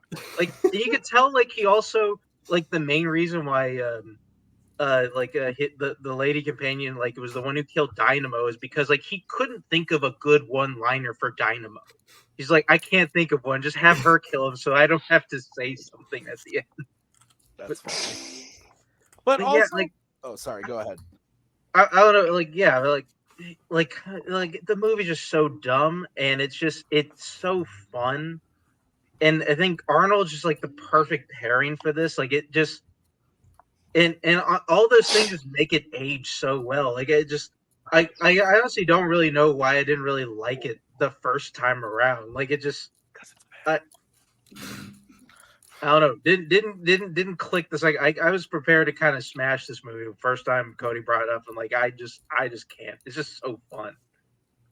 I think the thing that annoys me too is, like, we're talking about this being during the rise of, like, Arnold, but Predator had already come out, Terminator had already come out, Commando had already come out, which, granted, also Red Sonja and Conan and stuff, but those are, like, arguably, when you think of Arnold, you're thinking about, in my opinion, I'm thinking about Predator and Terminator, and then I also think, like, True Lies and Total Recall and stuff, which were after. But, like, I know I talked shit on his performance in Predator earlier, but I think he's actually, like, fairly good in Terminator, even though he is just being a robot, and maybe that's the point. But, like, he's bad in this movie. So, and at a time where we knew he could be entertaining, and I feel like it's just not the case in this one. I want to make a good point, and I think this is one of Schwarzenegger's strengths. You just passed the timeout. Like, what the fuck? Like, I was clearly indicating the timeout, and you just blew past it. Second's a technical foul. Second's a technical foul. Don't make me throw technical. In the running man now, Cody? I'm about to put you in the penalty box. I'm going to put you in the penalty box. Arnold is bad in everything. He's a bad actor. No, he is. No, he's a bad actor. He is a bad actor. So, like, he's very good in Maggie. Sure. Whatever. It's good. He's bad. He is. If he's talking, he is bad. He's good in True Lies. He's funny in True Lies. Okay, can I make my point? What were you going to say? I was going to say, because Tim brought up a really good point. Like the good Schwarzenegger movies is Commando, True Lies, Terminator. Schwarzenegger is very good at picking directors and projects. Like, he was the one who saw McTiernan's first film and said, I can see this guy directing Predator. Cameron knows what he's doing. Like, yeah, he's good at picking filmmakers. I don't know why he picked Paul Michael Glaser when it came to this movie. Like, that just doesn't make sense to me. Like, he's very good at picking quality directors. And I'm not saying that Paul Michael Glaser is a bad filmmaker. I just don't think he's right for this type of film. So I don't, maybe Kazam's a masterpiece. I don't know. But okay. Yeah, that was my point. I'm going to have to move this on. This is the best part about picking a movie like this when I don't have any like feelings towards it. That if people are offended, like I didn't know. So that's why I put it. I picked a rewatch, so I'm nervous because I've always picked stuff I had for that exact. So I was like, hey, whatever. If you hated it, you hated it. I'm at 3.5 stars. I had fun with it. Like there's goofiness. I like when Arnold and what's his face? Richard Dawson, yeah. When they're going back and forth and having those exchanges, like I'll find that similar, funny. I think the downside is the stalkers. I said that, but I also will add the environment and whence they do it. It's very dark. It's very shot weird. That's why I think this movie benefits from a remake more than anything. Yeah. By the way, we have to we're not excited about Edgar Wright because only one person in this community can be excited about Edgar Wright directed film. So you all just shut the fuck up. I apologize to Cameron, Mr. Fucker face, whatever. A lot of strays this episode. Yeah, he's taking a lot of strays. He just drives me crazy. He knows that too. Anyways, that's my trios partner. Oh man, lost next round, writing that in the book. Mark. Buzzsaw he had to split. Just when that belt was cut, so you know how far it went. Oh, 4 stars. It's great. Same as Kirk. Dylan. Yeah. I was gonna say I can't in good conscience give this about 3.5, but Mark convinced me. I'm giving this 4 stars. Tim, 2 stars. Jake, 2.5. I don't know if anyone noticed, but Schwarzenegger said, "I'll be back." In this he did. I did notice that. I did. Great reference to the film Commando. I thought that was pretty good. Commando's not that great. Scott. 2.5. Sorry. There we go. All right. We got 2 more movies, so we gotta pace it. So the next one, The Congress. This is a new watch for everybody. So Jake didn't even see this movie prior. This movie's fucking. I will pass to Jake in a second, but did not know this had any animation in it. And that's where this movie took a dive for me. I just want to be transparent. I was kind of on board. I hated the anime. When it switched to animation, I hated it. So that was frustrating for me. I thought it was slow, but I kind of interested in the concept and where they were going with it. And then when it switched to that, if you want to know where my brand of animation goes, it's not this. I don't like this kind of animation, so that's where my disconnect for. But yeah, everybody. We are polar opposites when it comes to animation. Yep, taste, I feel absolutely. I knew it as soon as it happened.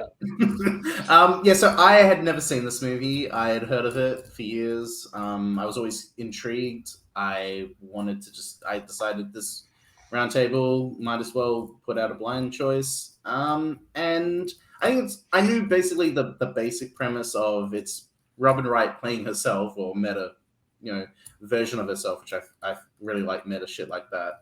But it's basically just what if you were given this contract to be digitally scanned and you can't act anymore, but they're just going to use your likeness? And I think that's sort of a very relevant in today's day and age with actors and AI and all this sort of stuff, where we're losing sort of the idea of what filmmaking is, and in order to make more money. I mean, that's the whole idea behind the Danny Houston character. And yeah, I wasn't too familiar with the animation part of the movie. I knew there was some of it. It turns out that's like a good 2/3 of the film. I will fully admit I didn't love this movie. I really, really liked it though. I really like when it's funny because I'm the exact opposite of you, Cody. I was not really into it for the first 20, 25 minutes, but when we meet with Danny Houston and we get more of what the whole digital scanning aspect of it, and then the animated world or whatever you want to call it, that stuff I really was connecting to, even though I 80% of the time had no idea what was really going on. I was expecting it to just all turn out to be like a trippy dream hallucination that she was in. But I just find it really, really interesting, and I really like what it's trying to say, and just the visual animation style. It's just I like finding different animation styles in movies because I'm just so used to Disney and Pixar, which I'm not saying is bad. I just like exploring weird arty stuff. So yeah. I actually really liked the first part of the movie, the setup. What a timely pick. We literally just had a strike for 5 months about this very type of stuff. So this movie was kind of crazy when I saw the date. I was like, oh my god, kind of really ahead of its time. And so I thought that part was really interesting with her wrestling about it. I thought Harvey Keitel really good in the movie. Crazy monologue. That monologue was fucking awesome. And I was in, and that's probably the first. It's a 2-hour movie, maybe first 40 minutes. I was very, very into it. I did not love the remaining hour and 20 minutes, and I don't mind I knew there was going to be animation going into it. But it didn't work for me. I think that there are times where you have a movie I don't know, Oppenheimer, where it's very Christopher Nolan, and it also is clearly going to be a big Oscars contender. Then you have a movie I don't even know another example. Something that's just clearly reaching, The Secret in Their Eyes, starring Julia Roberts, Chiwetel Ejiofor. That is a movie that is reaching. They made it in order to try to win Oscars, and it doesn't work. And then there's movies that are pretentious and overdone just to try to fucking confuse you and be we're artsy and we should win Oscars and that's how I felt this was, because if the movie had done the animation, the animation isn't what bothered me. It's the way the story. I would have loved it to jump 20 years and actually dive into what Robin Wright would have been dealing with 20 years in the future after making a decision like this. And even if it's the same type of ideas of oh, well, maybe I'm the only one of the few that's left or blah, blah, blah, whatever. What other actors fake or other that allude to certain real people, that did or didn't sign. I thought you could have done that in animation and made an excuse for it, sure, but I thought that the way that it just went so above and beyond and turned into just something that I didn't feel the movie set it up to be. I don't know how the fuck they marketed this when it came out, holy shit, but I appreciate the ambition. They didn't. I don't think that's fair. I genuinely do really appreciate the ambition. I don't think there's a bad performance in here. I thought Robin Wright was great. It was cool to see a young Cody Smith-McPhee. I thought that he was good in his small role. I thought Giamatti was good in his couple scenes, his scene towards the end actually with her I really liked. Thought the makeup and everything was really good, but there are a lot of times where I say to myself okay, well, the story didn't totally work for me, but all these technical things really did. I think all the technical things really did work and the story didn't, but the story changed so much to its detriment where I felt there's a version of this movie where they have the same beats across the board and it works. And I just don't think it's this movie. I think they just went a little overboard with the way that they executed a lot of the last 2/3 or however you want to put it. So I was pretty disappointed by the end, but Robin Wright's a great fucking actress. Holy shit. I always forget how good she is until I see her again. It's been a long time since House of Cards hasn't aired. Come on. I watched that show religiously. Yeah, I mean, it does start out and I was oh wow, this movie, I never knew that this movie existed. I didn't know. And now we're going to see something that is going to predict where we are today. I'm oh, this is going to be crazy. And I think it just bites off more than it can chew, ultimately, because it starts off as being sort of this very focused thing, right? We're in the entertainment world, we're in the film world, we are talking about like this use of this AI like technology, and we're going to kind of see the effects. I thought it was going to be we're going to see the effects of that on Robin Wright as a person, which we do, but not in the way that you're expecting. And once we get into that other part of the movie, it's not the animation part that I don't like. It's that the story just goes in all of these different directions. Like, oh, they're making products, like they're making drugs now, and people are addicted to the drugs. And it's like, oh, if you take this pill, you can go back to the real world. But how did you get this pill? Well, I had to, do this for 10 years or whatever to get this pill. And it's just like all this complicated, like lore and mythology and stuff with this other world. And it just, like, it obfuscates any of sort of the interesting commentary that the movie was trying to make. Like it got into like, oh, this is just trying to be like an acid trip, right? Like this is not just actually trying to say anything interesting necessarily about these topics. And, maybe there's something about like, oh, entertainment being a drug that we take, and, we can't stop. We start dissociating, and now we're just like, ingesting all of this, and they're shoving products in our face, and we're just, lapping them up, and drugs and whatever. And we don't understand what's good or bad for us anymore. But it just wasn't focused enough to make any of those points. And it's an interesting idea. Yeah, it's definitely ambitious. It definitely has some scenes that will stick with you. But I just felt like it lost the plot when we get into the animated world. Not because of the animation, that was whatever, but because it stops being about this more focused, interesting topic, and starts trying to like build this whole world, and it just doesn't have the time or energy to do that, I don't think. Mark or Dylan? Yeah, I mean, I kind of feel pretty much almost exactly like Scott does. I think there's a lot of really cool stuff in this movie. I think the setup is like really great, and yeah, I loved just the character work with Robin Wright and Harvey Keitel, like how they showed their relationship at first. And yeah, that monologue that Harvey Keitel gives is just like incredible. Like it was like, maybe I'm misremembering, but I feel like if I'm remembering correctly, I feel like most of it, they just showed like her reaction to it. And then they like cut like to him at the end, and you just see he's like got tears in his eyes, and he's like crying. It was like just so well done. I thought the way that they did that, and yeah, so that stuff was really cool. And yeah, it's almost like it becomes like just a completely different movie. And like, I think the animation is really cool and creative, and like they do some really interesting stuff with it. And some of the world building is cool, but like it just felt like it wasn't what I wanted from what they had set up earlier in the films, which is kind of my issue with it. But yeah, so I think there's a lot of really cool stuff about it, but I don't think it really all amounted to much.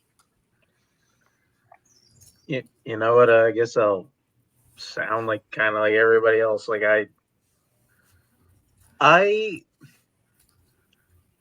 this movie is really fucking weird, guys. Like I don't know. Like it just we get to a point where You think? This is what I bring to the table every time. Even when he doesn't see it, he knows it's weird. So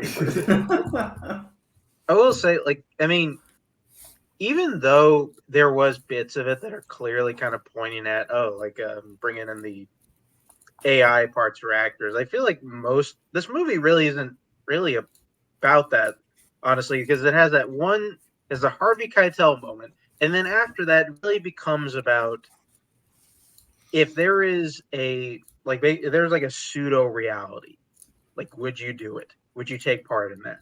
And that is really what, like, kind of, I guess, because really there's the movie and then there's the movie, and that's what the movie is about. It's like, what would you do this?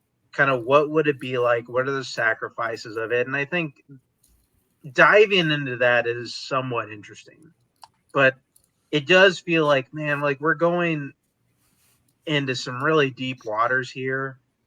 I'm not entirely certain what you want me to take away from this. I'm not entirely certain what like the main goal is here, other than just to kind of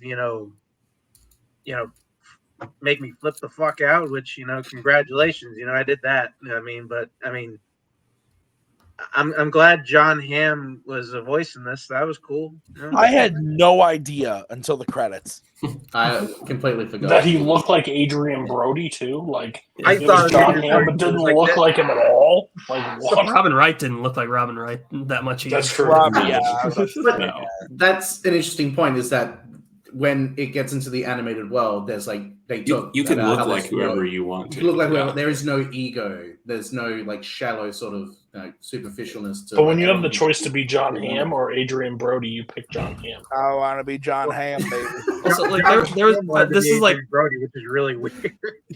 This is also like a nitpick, but like when they were demonstrating the amazing technology of like the AI replacement of the person in the movie, and they're like, "Hey, did you notice the eye? We never." It's so unbelievably noticeable. Yeah. It's like how, and when it ended, I was like, I figured they were gonna make like some comedic about it, but they were all like, "Whoa, that's crazy! How good that is!" I'm like, "What?"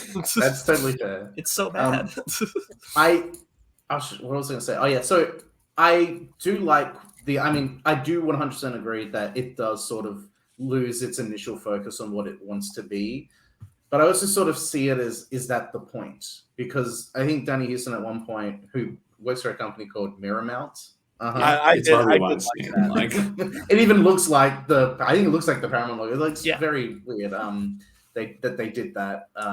But they talk about how like film might not even be a thing in 20 years. Like just the way that technology will change, which is the darkest timeline. Trust me, I agree.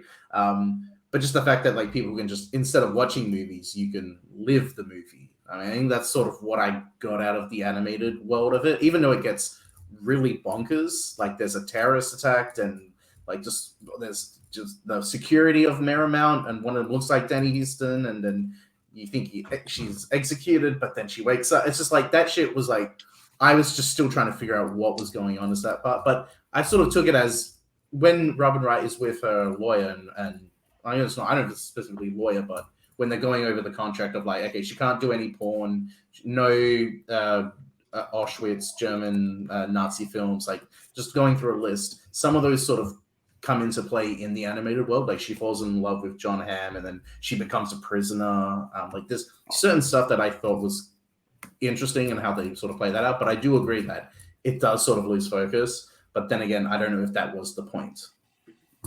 I overall think like the movie that Tim pitched, I would have liked a lot more. Just basically like the agreement to signing on to it, like what's the Hollywood movie. I think it's interesting.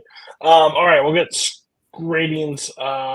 Jake, it was your first time watching, so what'd you give it?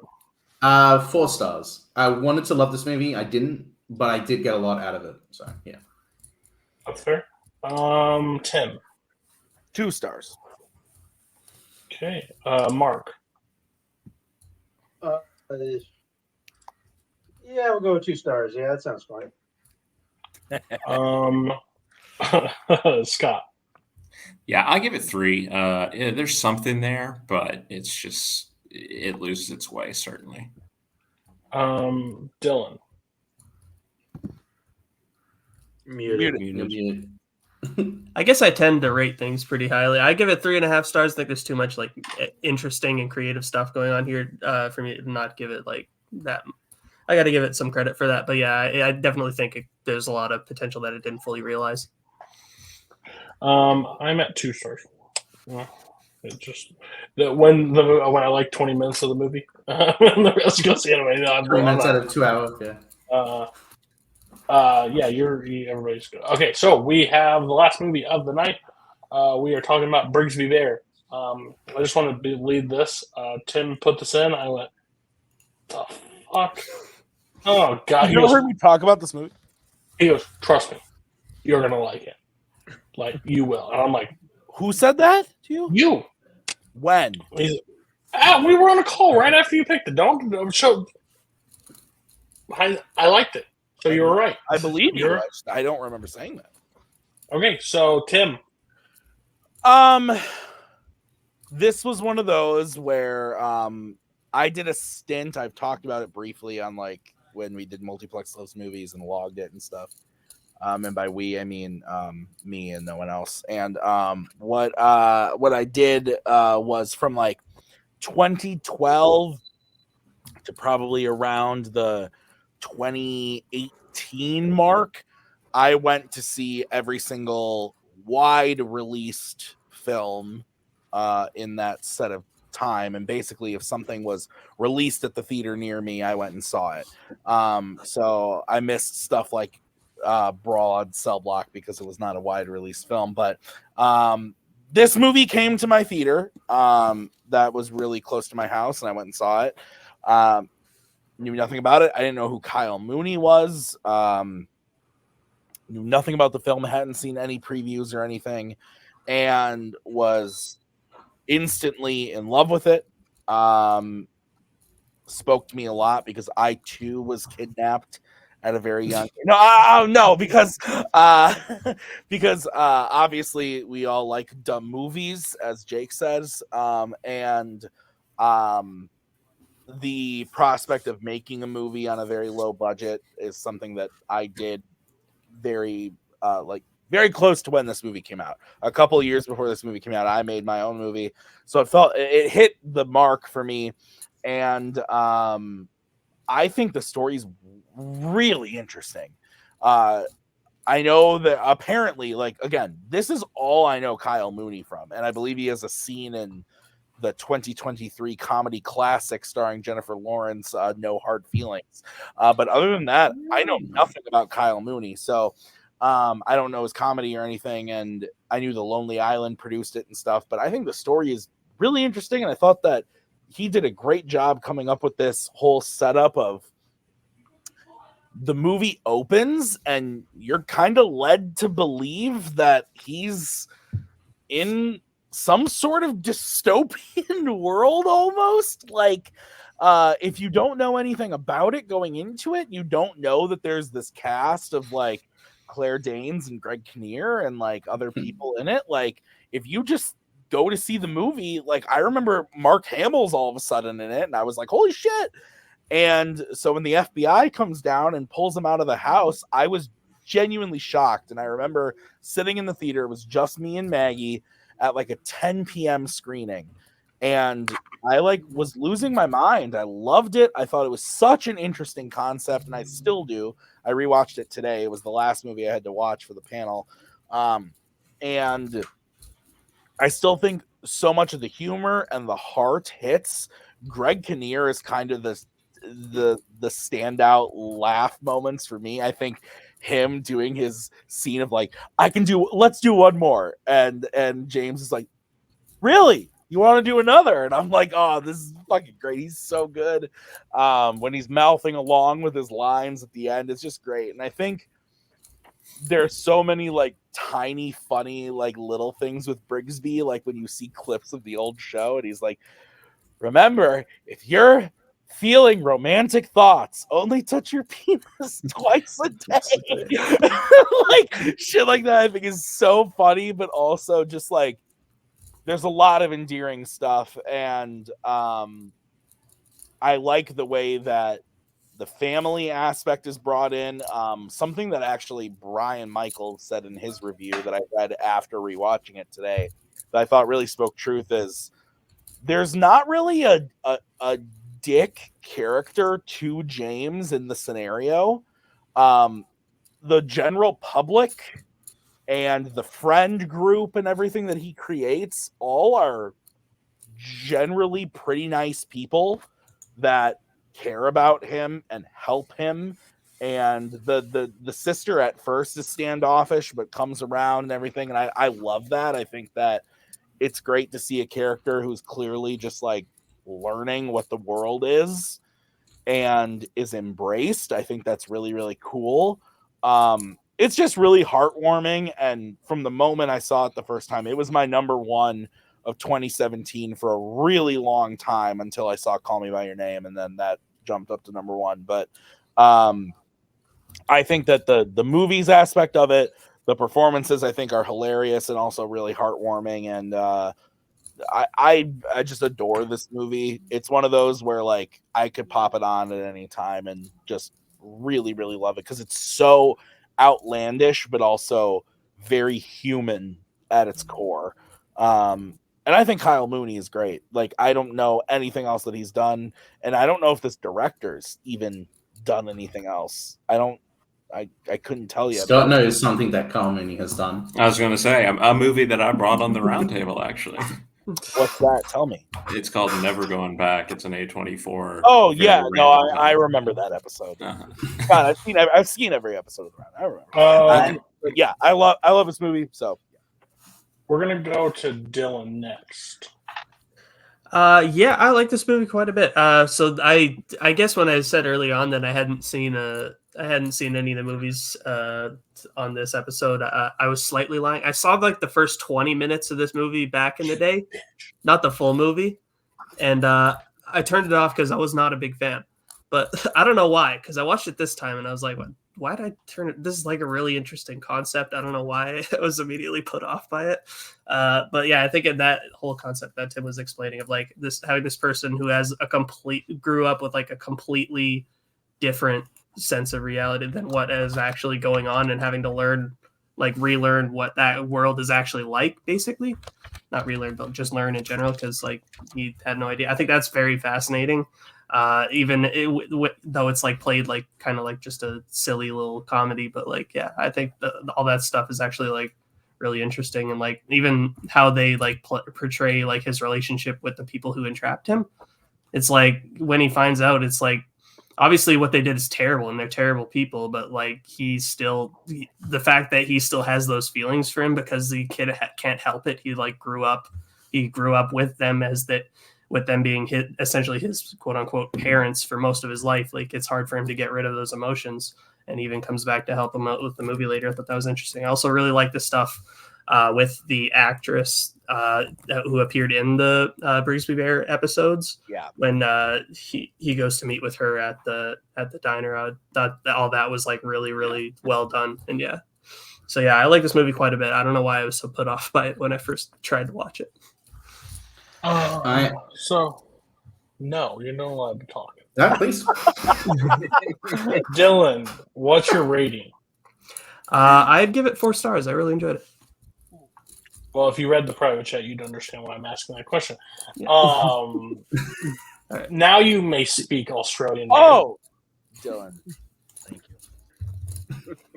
I was going to say no. I just was waiting. I don't know. Yeah, no. I had heard the movie. I just knew that it was about a guy who makes this bear short. Or like I didn't know much about it other than Mark Hamill's in it, and it's yeah. So I was sort of I really loved the first 20 minutes or less when it's just like, oh yeah, this is a post-apocalypse, like what Tim was saying, and it was great seeing just Mark Hamill in non-Star Wars role where he can just play a character. Then I don't have to think of him as Luke Skywalker.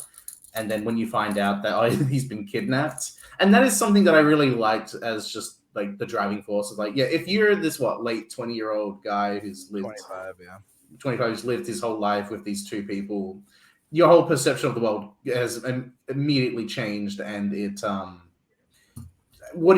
do you like process that, and also how do you process strangers in your life who are telling you that they're actually your mother and father?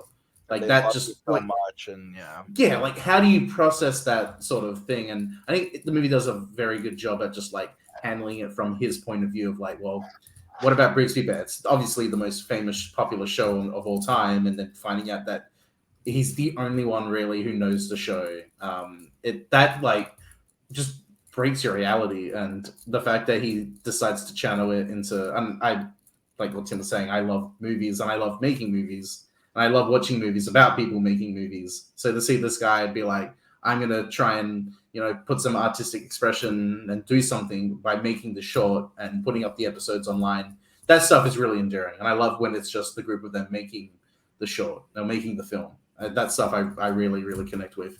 I slightly disagree with Tim. I do think the dad character is not necessarily an antagonist, but I just hate it when parents just don't understand what they're doing. There's nothing else we can do, and then you. Oh my god, he's just so obsessed. What am I gonna? That's like, yeah, they don't even know that he's.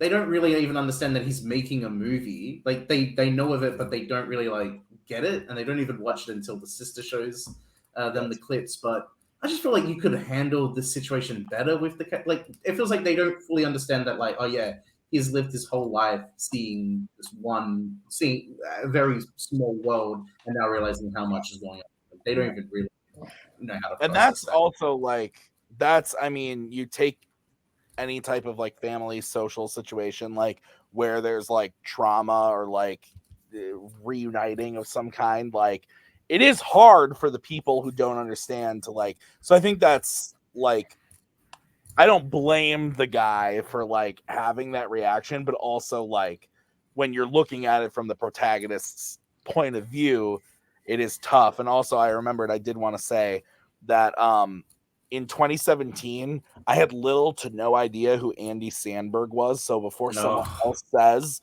that his role in this was weird, yeah, that's fair. I agree. I'm watching it this time. I'm like, oh fuck, it's Andy Samberg. Lucky it was like a jump scare.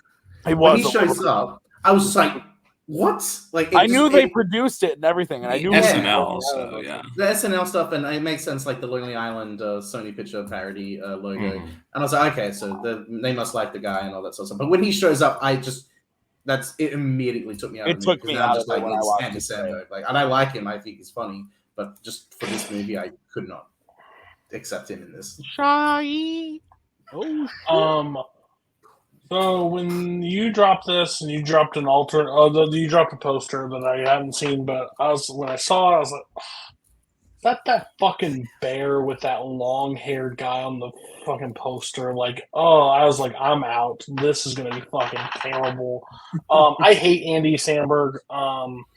I find him one of the most annoying human beings on the face of the planet.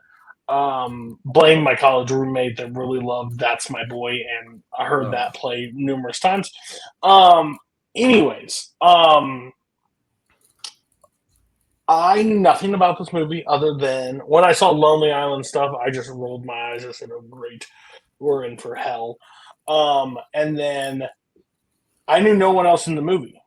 I knew the dorky guy in the front, and I was like, okay, well, we're on for the ride. And then I saw it, and I was like, oh, this is interesting. Then the police raid, and like they all break it down. I enjoyed the hell out of this movie. I enjoyed it a lot. I was very surprised because it just didn't have that aspect. And like I kind of like, weirdly enough, related to the father of that gets the kid back, because when you have a child, or like not even when you have a child, this kid has been put back into their life, thought gone forever, like blah blah, now brought into his life, and he's coming with so much baggage basically and doesn't know how to like operate. It's hard enough to just be a parent to your own child. To be a parent, like having to like sped up and this kid's obsessed with Brigsby Bear and you have no fucking clue what he's talking about and you don't know how to like help him, but you just want him to be normal for like 4 minutes. Like I'm trying to help you just rediscover life and you're just talking about this damn bear. I don't know how to help you. So like it felt like I could relate to an extent because I don't know how you react in that situation. But like, yeah, go make your movie, have fun. Like, no, like, why don't we get you into school and figure out your life for a second?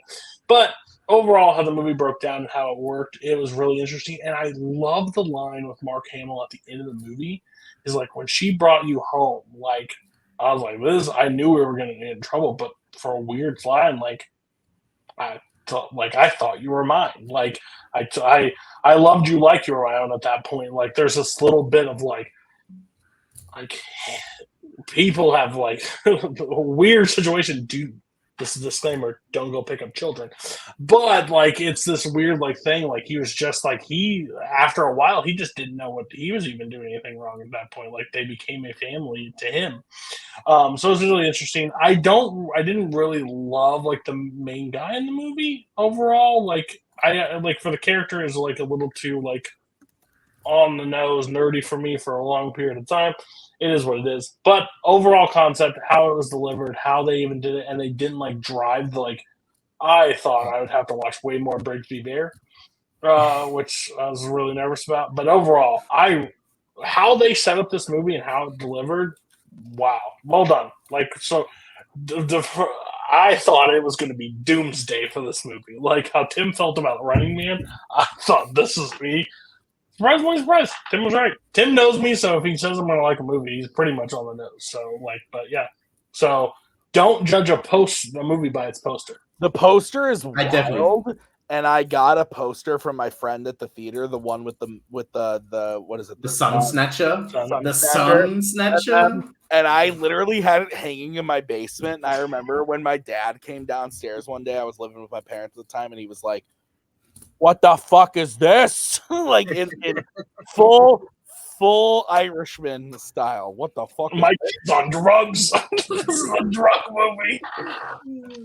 So I was skeptical about going into this because I was afraid it was going to be a couple of things. Number one, I was afraid it was going to be like a very twee Sundance movie type comedy. It has that, definitely. You know, it's like, oh, we're so quirky, but not like a natural quirkiness, but like they're really trying to like lay it on and force it. There's a little bit of that. There is definitely a little bit of that. Also, I was worried this was going to be like stunted adult man, connecting with the world type movie, which is my least favorite type of comedy. I mean, that's why I don't like a lot of Adam Sandler movies. I don't like Step Brothers for that situation. Yeah, exactly. And again, there's some of that of him like trying to connect with the kids and all that sort of stuff. But like, I thought that by the end, it did kind of win me over. Not because I really found the movie that funny. I didn't necessarily find it that funny.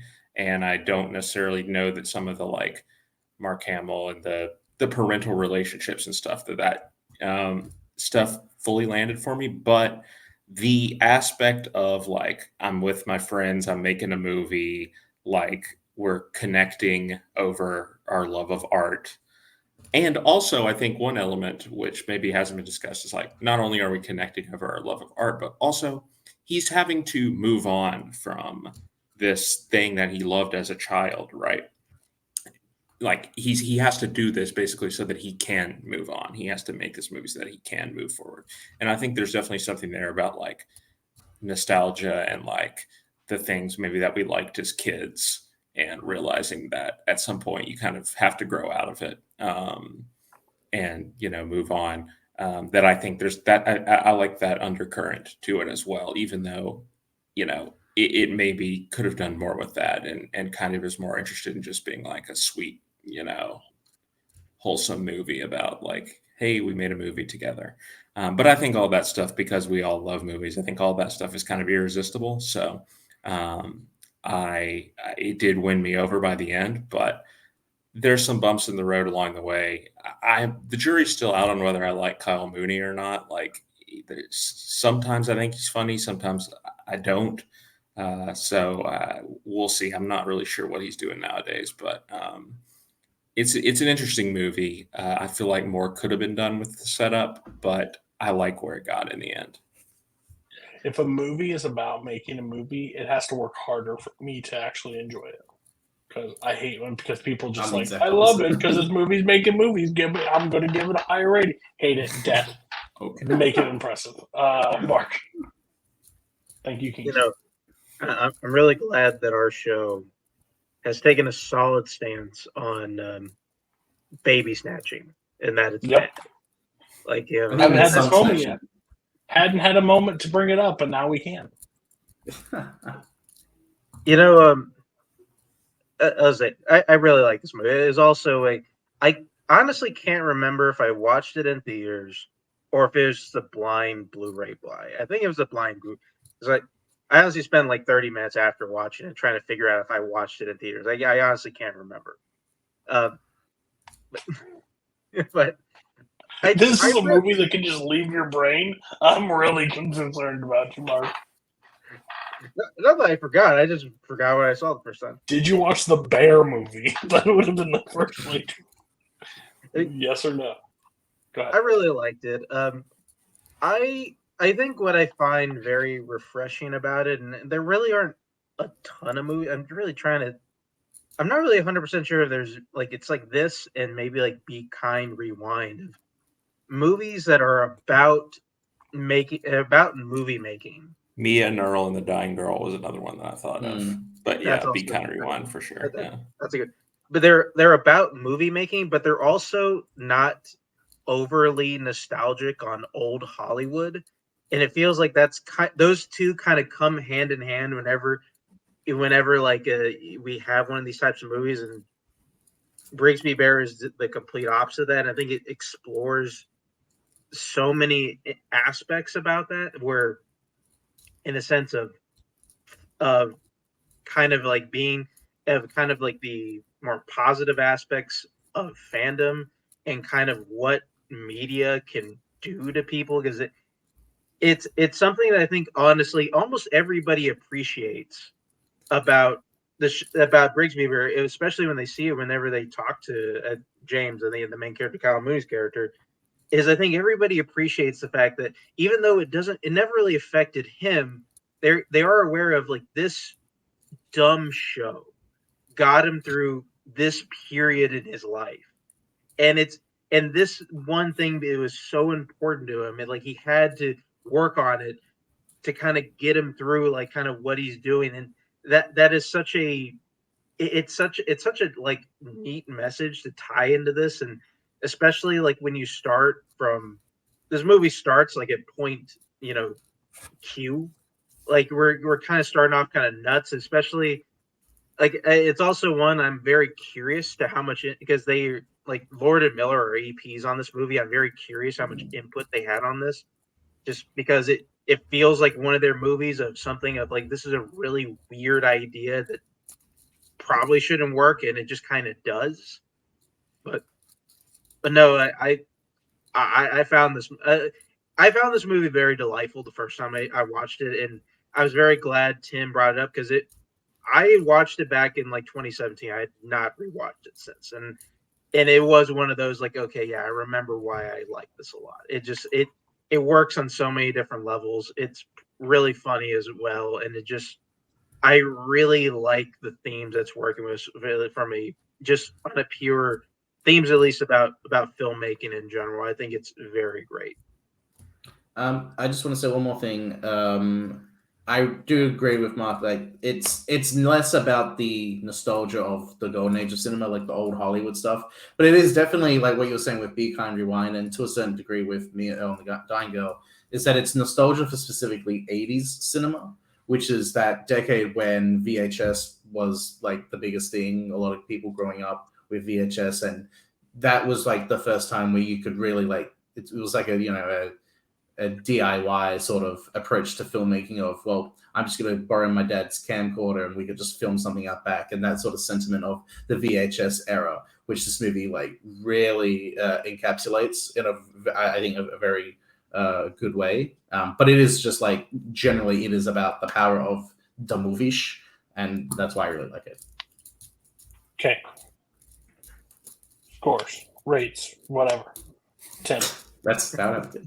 5 stars for me. I loved it when I first saw it, and I still love it even today. Even if I have a couple more nitpicks today, I still love it. 5 stars.